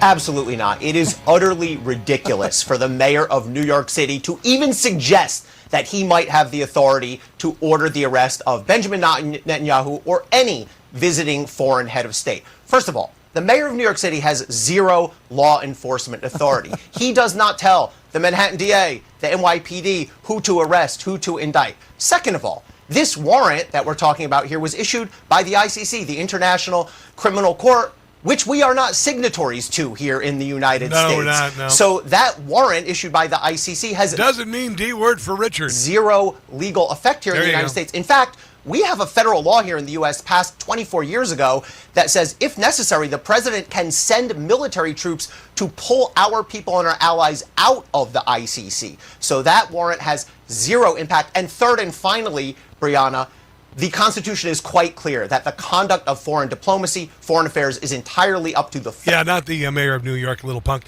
Go open your little socialized grocery stores. They're going to cost millions of dollars a piece and won't open for 3 years. And, of course, preside over the highest rents ever in New York City. They've gone up since he joined office, got into office. And, by the way, buses still cost the money, so there is that. Before we go, I want to play AOC doing the typical terrible pandering that so many Democrats do, and coming up with a new accent. We cannot afford to leave Tennessee behind.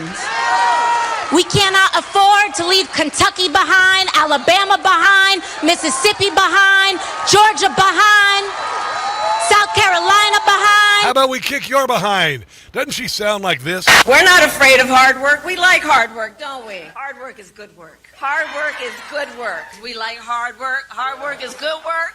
Hard work is good work. Big sisters and brothers, big sisters and brothers. Thank you to the sisters and brothers of UAW. So we need this November, we're going to beat them in November.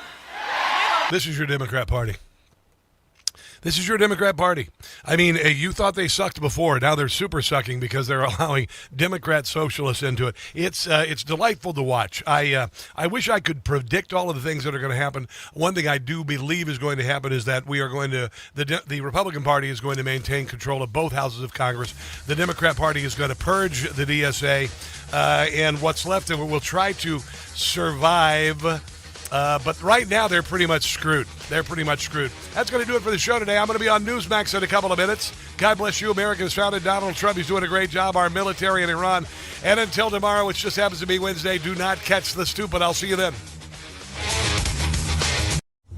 Information. Truth. Is freedom. Is Newsmax. It's real news for real people.